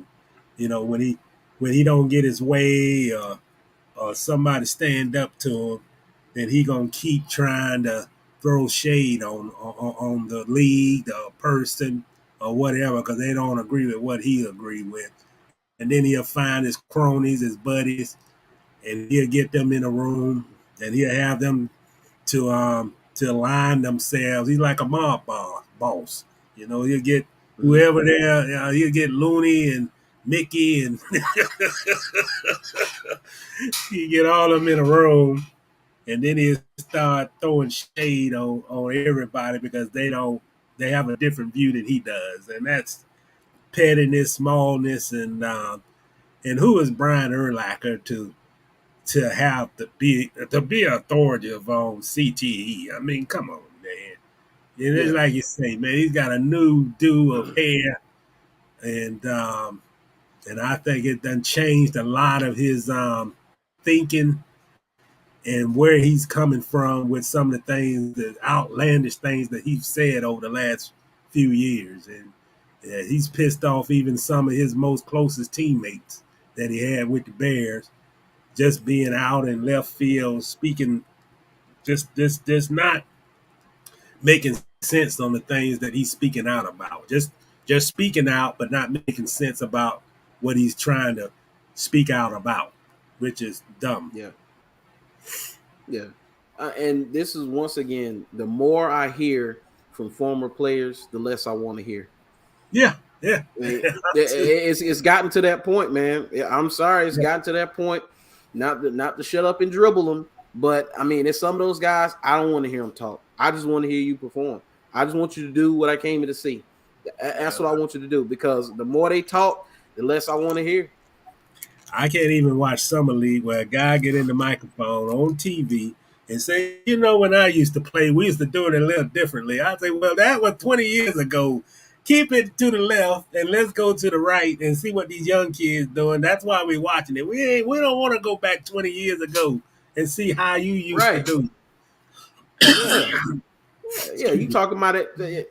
Hey, you got dudes talking trash, man. Yo, they was out there playing in hoochie daddy shorts and flip flops, dude. That day is over. Yeah. Yeah, And the game was called differently. The game was different. It was a different type of game. And it just, I'm so tired of these guys going back to when they played. And we're all supposed to go back down memory lane. And, some people in the newer generation, they don't even, when? I wasn't even born then. So, all right. I don't know. Yeah. And see, Nesco say, what a moron. He said he's proven CTE is real every time he and Herschel Walker open his mouth. Oh my God. Herschel Walker, man. That's sad.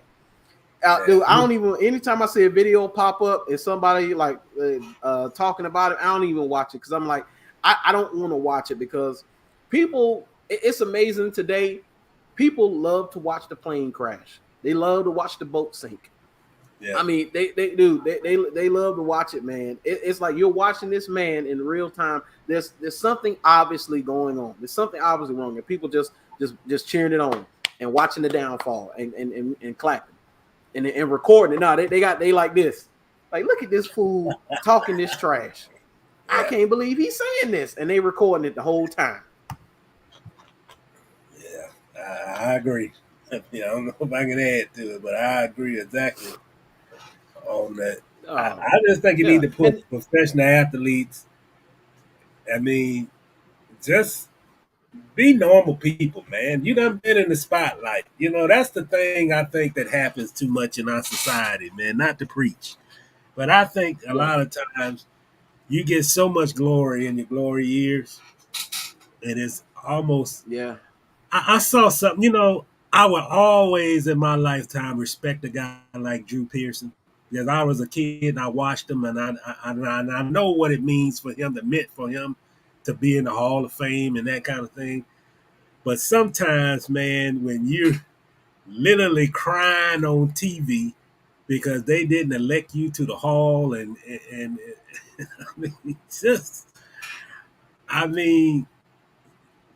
I think sometimes for professional athletes, man, when you done had your glory, get out of the way. Just get out the street, go home. Yeah. Don't bring no cameras in your house like it's a draft night, and just be a normal person where you don't have to be exposed and everybody see this motion, and everybody still got a camera in there to see your reaction.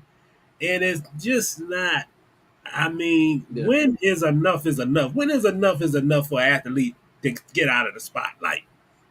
I mean, when is it enough? When is it enough that you haven't spent time with your kids and you just want to live a normal life where you can take some of them haven't had a normal life and they 27 years old, but the kid is 27. And they still want to have this life where everywhere they go, There's a pack of reporters. There's a whole bunch of cameras. You can't go this way. You can't go south. And some of those guys, that's what they want. They still want that. You know what I'm Yeah, saying? Like, man, the price of glory for the benefit of peace yeah, can never be undervalued. And I mean, I think that might be the biggest sports story out there is why do a former athlete still crave for the spotlight? Why yeah, does Charles Barkley still go on TV and talk about stories that happened in 1986? yeah. Why? Your Why? job is to talk Yeah, about the guys that's playing tonight, not what you did in 30 years ago. yeah. Right. I mean, And as far as Brian Urlacher, dude, just off of the way that fingers look after playing careers alone, they need to get paid. Dude, they look like they throwing up gang signs. They look like they is that Pyru? Is that you a Crip? You rolling 60s? Fingers be looking like this after their playing careers, and you talking about they faking trying to get money? Come on, yeah, dude, you can't even write with a pencil. Are you yeah, serious? yeah. So Yeah, man. So all man, they need to do is take a look at Earl Campbell and how he walked. man, yeah, yeah. Just take a look at Earl Campbell. But speaking of somebody who need to let their glory days fall behind them, Bernard Pollard. I don't know if you've seen the Twitter spat between Lamar and Bernard Pollard.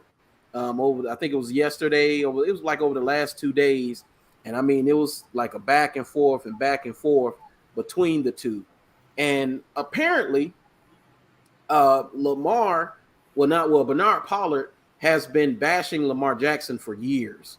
So with his Ravens reporters or fans who are diehard of the team, talked about how Bernard has basically talked trash about Lamar from the beginning, and Lamar has never responded. Well, that ended a few days ago, and Lamar has started to respond. So he said it's not often you see a former NFL MVP get into a Twitter spat with a former Super Bowl champion, but that's exactly what happened this week with Lamar Jackson and Bernard Pollard. He said the Twitter feud started shortly after ESPN released its list of top 10 quarterbacks in the NFL. After Jackson didn't make the list, Ryan Clark came to his defense. Clark thought Jackson should have been ranked in the top 10, but Pollard didn't agree with him. And once Jackson caught wind of it, the feud was officially on. So yeah, Ryan Clark said people might say I'm capping for Lamar Jackson, but to me, it's common sense. Any other quarterback with his impact, his success, his overall statistics would be worshipped. Yet we are discussing why he isn't in the top 10 QBs. The three other former MVPs are in the top 4. Guess I'm dumb though. He say, and then here go Bernard Pollard. It's a lot that can be said. He's definitely a top 10 talent, but as far as a top 10 QB, I don't see it. I believe he should get paid by the Ravens and he should get top dollar.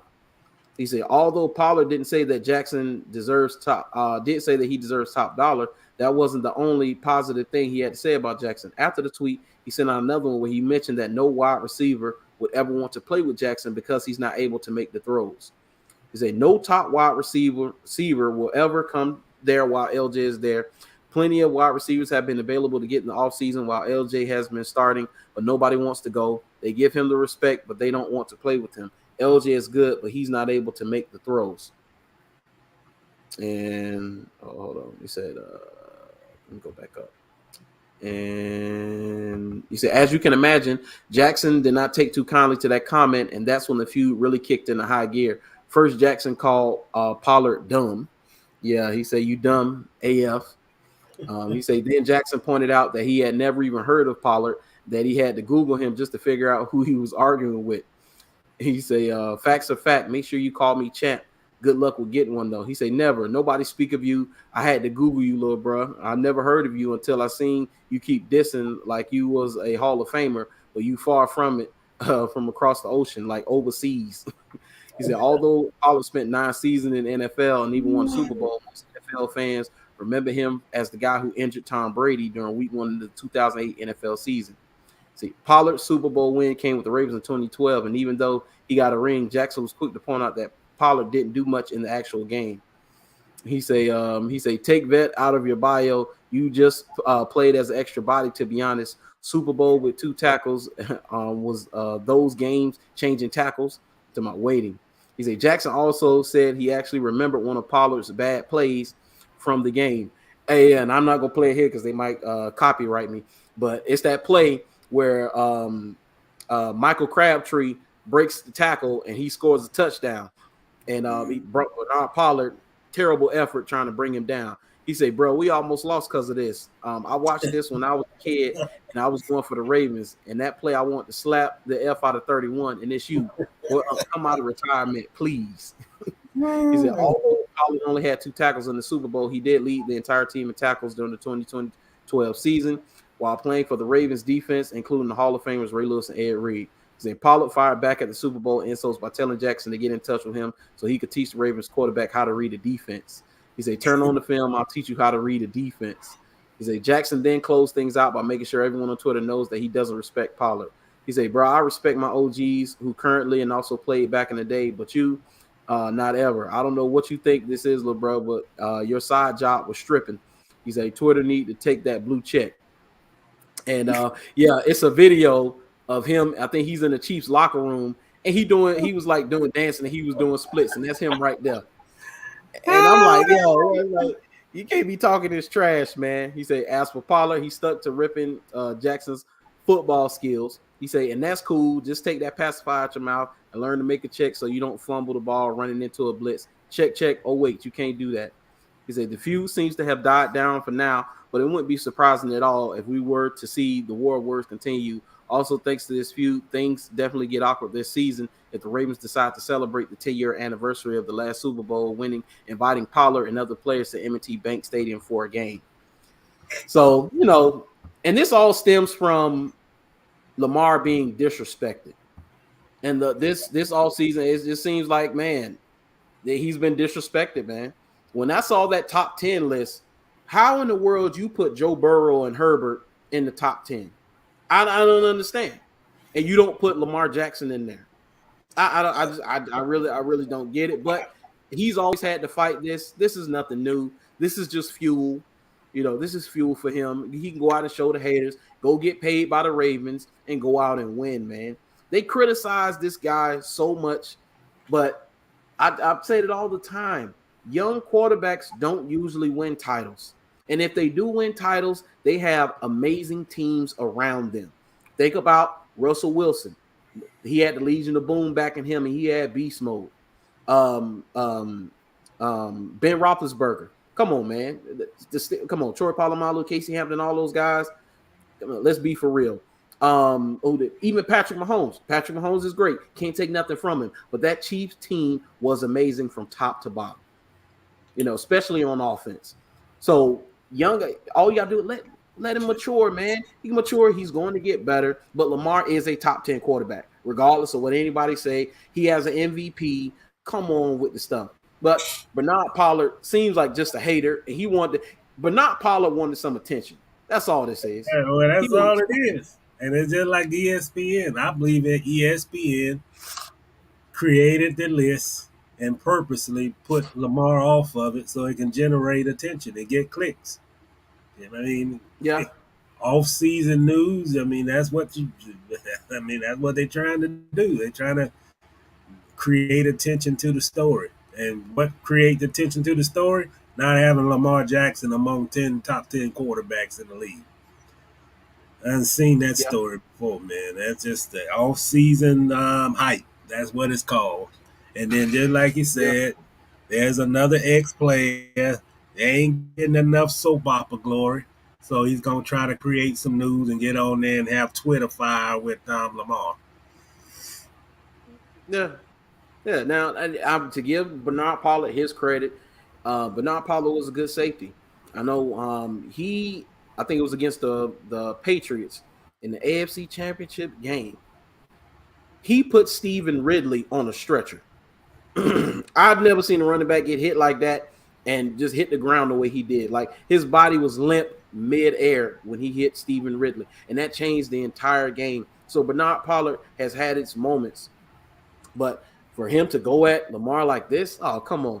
And I seen some report where he might make an NFL comeback And I'm like, dude, he's been away from the game for 6 years. And they say a lot of this stems from him being pissed off with the Ravens and John Harbaugh. And they say his anger with them is misplaced anyway. So another glory guy missing the glory. That's what it is. Yeah. Yeah. I want to be in this spotlight. Yeah, Lamar does deserve to be on the list. However, I'm not sold on his downfield passing either. Seriously, I've watched a lot of his games. The evidence is there. Yeah, he's inconsistent from time to time, but as an overall playmaker, man, when I need a play being made, it's the fourth quarter, and I need a play being made. I like Lamar Jackson. Lamar is a gamer, man. He has that it factor. Hey, whatever LeBron has, whatever Jordan has, whatever the greats have, Lamar has it. He does. And he may never be a super accurate passer. He may never be a Aaron Rodgers accurate passer. But as he grows, I think they can win with Lamar Jackson, man. And I'm going to take him. And this is the thing. And for those people who criticize him so much, who are you going to replace him with? If you're Baltimore today and Lamar walks out of the door, you're terrible. Automatically. You're terrible. Because who are you replacing him with? Who's better? And wherever Lamar goes, he's going to win there too. Lamar's a winning quarterback, regardless. He won his first playoff game. He got that monkey off his back. Now let him go. Remember, Peyton Manning, for all his accurate passing, didn't win jack crap until his 6th year in the league, man. And Lamar has already won an MVP, has won a playoff game, man. So come on, man. It's getting stupid at this point, the criticism of Lamar Jackson. Definitely. And I think the guy done enough to earn respect. And he's got some flaws in his game, but what quarterback don't? Right. Unless it's from Tom Brady or somebody. So I don't think he's at this point of his career where he's got to prove this. He got to do this. He's got to do. I think he's at a point where also Baltimore need to give him more weapons on the field too. Yeah, absolutely. Yeah, because their wide receiver room has been lackluster, for a minute. Yeah. And then somebody brought up the point too. Every great receiver that they've had was not drafted by the team, pretty much. Whether it was Steve Smith, Derek Mason, Anquan Bolden. Shoot, you can even go back to Shannon Sharp. They haven't drafted well as far as receivers is concerned. And then Hollywood Brown, he wanted out of the door, and he had his flaws too. It's not like Hollywood Brown is some top tier, top 5 wide receiver. He's a good player, but no, man, no, they can do a lot better than what they've been doing. But we'll see how it goes. Let's see. You say watching him play, it appears that when teams decide to keep him in the pocket, his throwing downfield and decision making becomes very suspect. He's got to go further in the playoffs sooner or later. Yeah, and that comes with maturity too. Expecting young QBs to win is unfair to young QBs. You expect Trevor Lawrence to lead us to the Super Bowl in the next 2 to 3 years? Absolutely not. That's not an expectation I would have on him. Even though the Jaguars and the Ravens are 2 different teams as far as talent level and all that is concerned. Even let's take Justin Herbert, for example. You put that on Justin Herbert. Joe Burrow going to the Super Bowl, that part of that was luck as well, because they had times where the ball bounced in their favor. They got a touchdown against the Raiders that shouldn't have been a touchdown. You had a touchdown in the Super Bowl that shouldn't have been a touchdown. So young guys, give them time to play. Give them time to develop, man. Come on. And I could see if Lamar was 10 years in and he still had the same issues. If he was a decade in and he had the same issues, then okay, criticize him all you want to. Yeah. But he's played, 49 games? Come on. Yeah. 49 games. Yeah, so, it is what it is, man. But we're going to leave that right there. So, before we get out of here, do you have any Jaguar news? I know, when is training camp starting again? The 24th.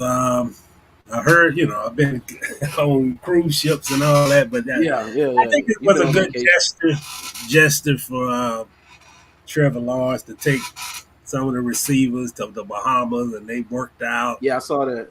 I saw that, and I saw where the defensive front was working with I can't think of the Robert guy. Mathis. Robert Mathis, right, Mathis. with the hand Mm-hmm. thing. So Yeah. I like seeing things like that because it's telling me two things. It's telling me that guys are sticking around Jacksonville.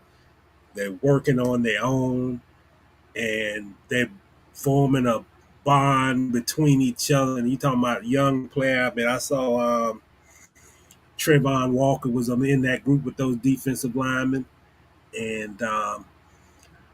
Even Devin Lloyd was there. yeah, Devin Lloyd was there, and I think these guys. I mean, I'll say this. I think they got the potential to be a very good defensive team. I don't think you're going to see this Jaguar team. I mean, it's going to be some years that we've seen a Jaguar team that fits defensively. I think they got the pieces in the right places. I think they got the defensive coordinator who know how to play chess with the pieces. And I think we're going to see some things that we hadn't seen in a couple of seasons. We'll probably go back to the 2017 season as far as the pieces in place and everything clicking when it's supposed to click, you know.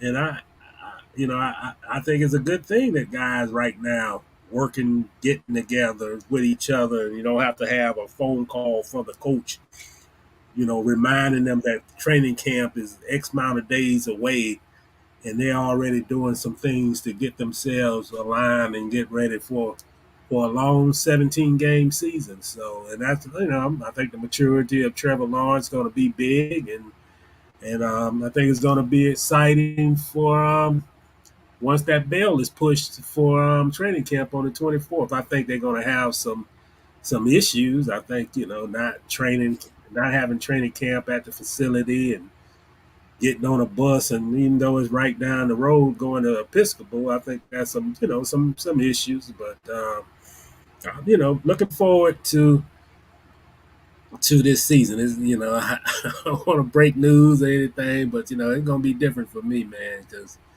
I got a decision to make on some things, and I enjoyed my time, but I'm gonna make what's best for me, my family, and Yeah. I let the cat out of the bean on Monday, but I'm looking forward to a new journey, in a new direction. I'll put it like Yeah, man. that. Oh yeah. So Next gonna say, Jags working 8 wins, 9 losses. That's my prediction. I'm sticking to it. Duval. Yeah, I can see that. I can see that. I Yeah, always say that that's their ceiling. 8 wins, 9 wins, somewhere up in there. That's the ceiling. I think their floor will be 6 or 7 wins. You say I'm excited to see this team. Yeah, and I think Doug Peterson is going to make it so much easier for Trevor Lawrence. oh, no I think question. so. Yeah, Yeah, I yeah. think I think he's going to make it so much easier. who's a former NFL quarterback, a former quarterbacks coach, a NFL Super Bowl winning coach, and a quarterback, just being a former NFL quarterback, whether it was backup or not. But I think that there's a connection between the two, and I think I don't, I know we always go back to last season and things like that, and I'm gonna say this on record.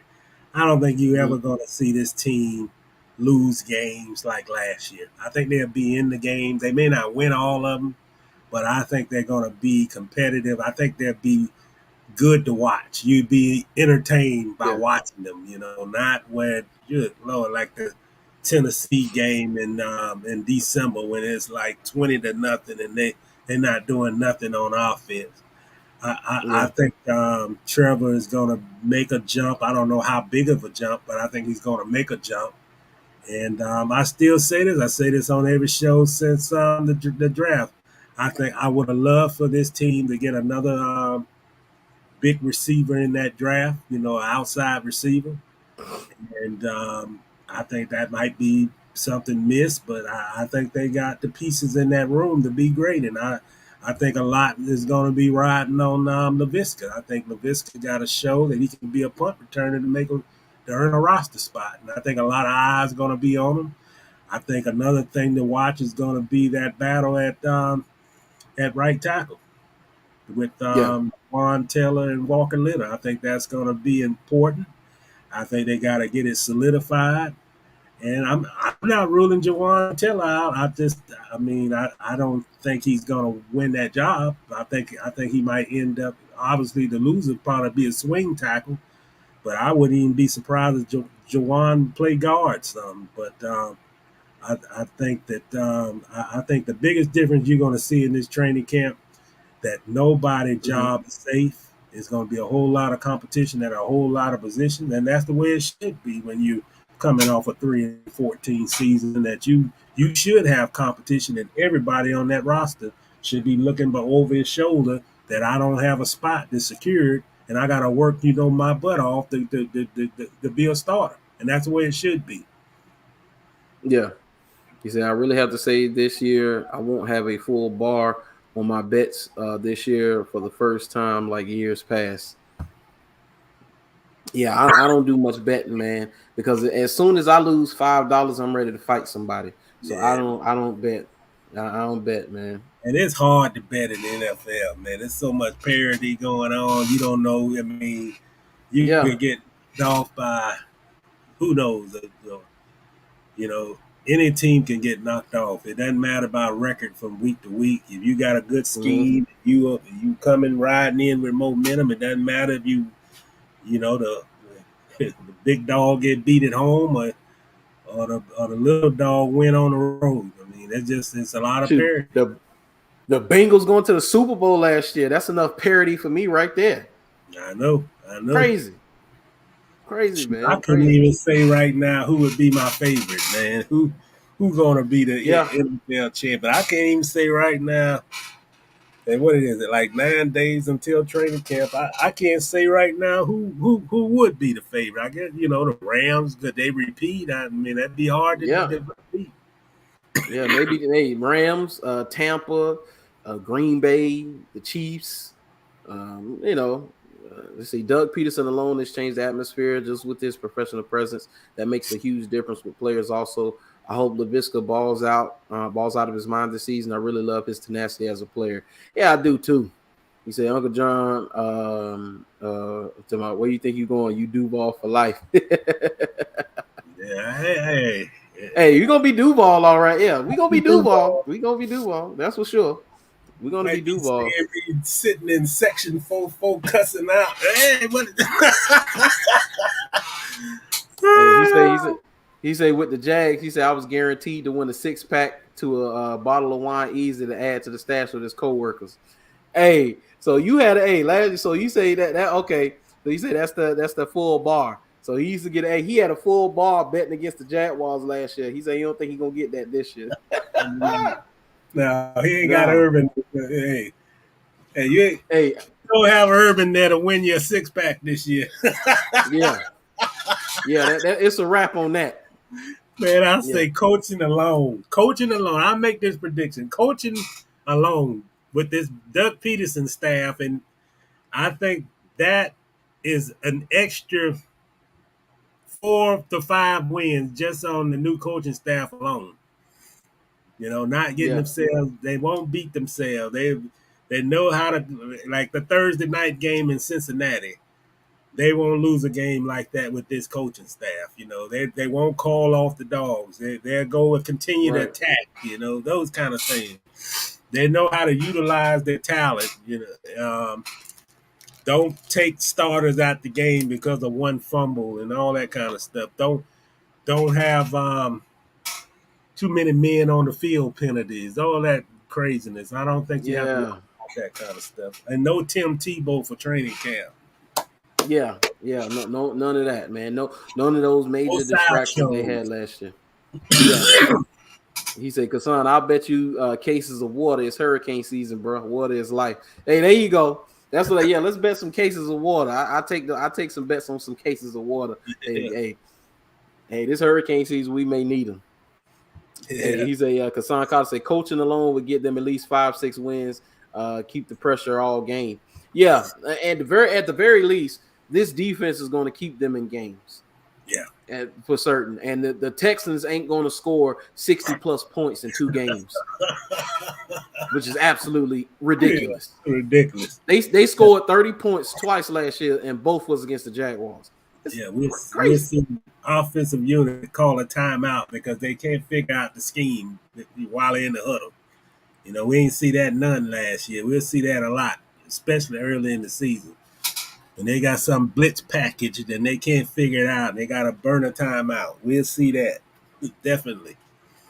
And we'll see some tight end catching, where if he want a check down, he's got somebody to throw to across the middle, and they can catch the ball. Not like James O'Shaughnessy or somebody who let it bounce off his hands or he get hurt or something. It won't be none of that. And I wish James Robinson well. I saw the video where he was showing that he was cutting, but I don't think, in my opinion, and just my opinion, I don't think he's going to be. I think we may not see James Robinson till week 3 at the early. Week 3. Just to be on the safe side. Yeah. I mean, I saw the video. He's cutting, but it's some, Hey, I haven't seen the video, but I know that his cutting don't look like Travis Etienne cutting on his videos. I know that's for certain. Exactly. Well, yeah. That's the yeah, because Etienne, I can't wait to see Etienne on the field, man. Etienne looks like if all he needs is a crease and he's gone. That's what he looks like. I think he's going to bring a lot of excitement, and I also say I think it'll be a lot of people by week. I just say week 3 too on that. There's going to be a lot more people in the stands wearing that Etienne number 1 jersey by week 3. I think he's a superstar.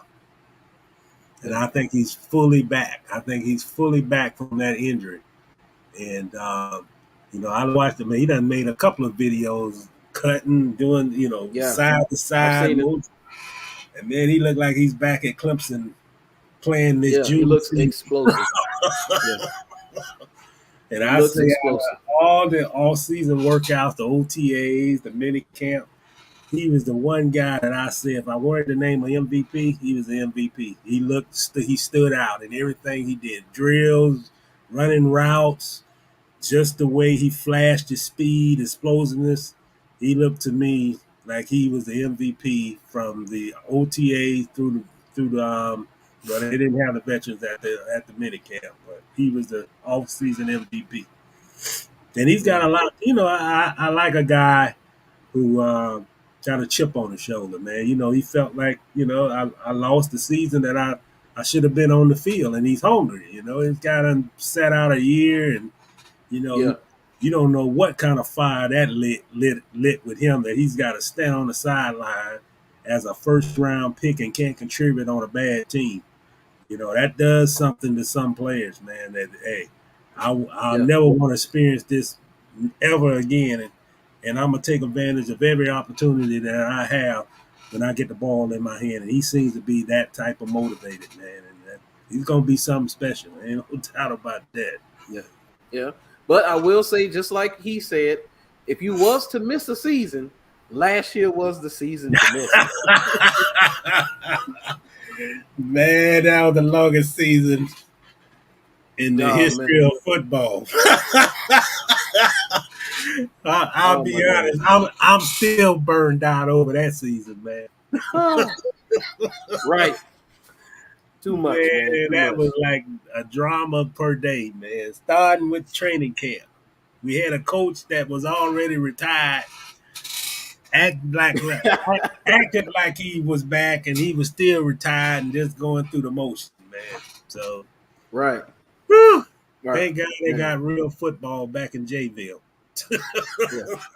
Yeah, thank God. Yeah, because I say Etienne is a beast. He was amazing to see in person up in Clemson. Wow. Yeah, man. So I can't wait to see him, man. Shoulder, man. He got something to prove, brother.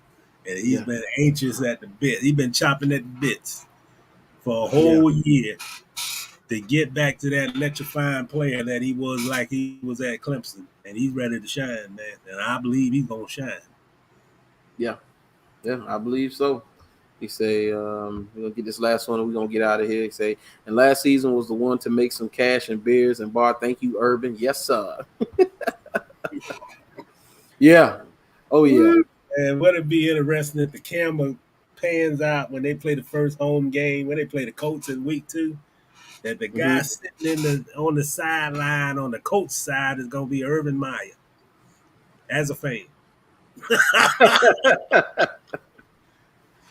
Right. He said, let me see how you do this the right way. Yeah, Yeah. Urban Liar, whatever they them came up with nickname. But Yeah. So thank so God it that is what it is. knock on wood, and thank God that era is over with, man. I think this is a team where you can get excited for. They're gonna lose some, they're gonna win a lot, but at least it's all about football and not about drama. You know, Yeah. Yeah. Back to being about football. Let me yeah, say, okay, I was looking at this. Say Jeannie Buss echoes Rob Pelinka that the Lakers are not done making moves. Yeah, they say that supposedly the Lakers don't want to give up picks to go get like Kyrie or go get players and give up their future, for future picks. But I'm like, if we being honest, if Rob Pelinka is still there, you probably gonna miss on those picks anyway. So go and trade them picks away and go get Kyrie or whoever. Come on, a championship today. All right, yeah, the future is whatever. You trying to get a championship today? if that team sits still have Westbrook and LeBron in the backfield in the backcourt, and still have AD, and that's it, it's gonna be a long season. It is. So It is. So see hey, I like what what's that Brian Windhorst said. He was like he said being a reporter covering sports. He said and it's at the end of the game and you hungry and it's late. He said the only thing left is a piece of pizza in the press room. He said you don't want pizza, but you hungry, so that piece of pizza looks pretty good. He said, yeah, that's the Nets because the Nets are not getting a whole lot of offers for Kyrie. So you're gonna have to take what you can get, man. shit, trade Westbrook there and then make a swap. Eat some of the Yeah, money. I'd rather something. have Kyrie Irving with the Lakers than have Westbrook. Yeah, absolutely. Yeah. Give me let's say they call him Dr. Sebi with a layup package. Yeah, let me get Dr. Sebi with the layup package.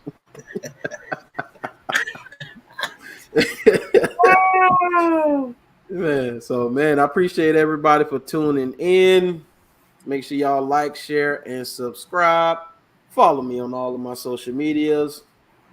YouTube, Twitch, Twitter, Instagram, Facebook, all those good places. Follow Mr. Reid on Twitter, John Reid on Twitter. Appreciate y'all for tuning in. And we will be back with more live streams. But until next time, I'll talk to y'all later, man. Peace out. Now,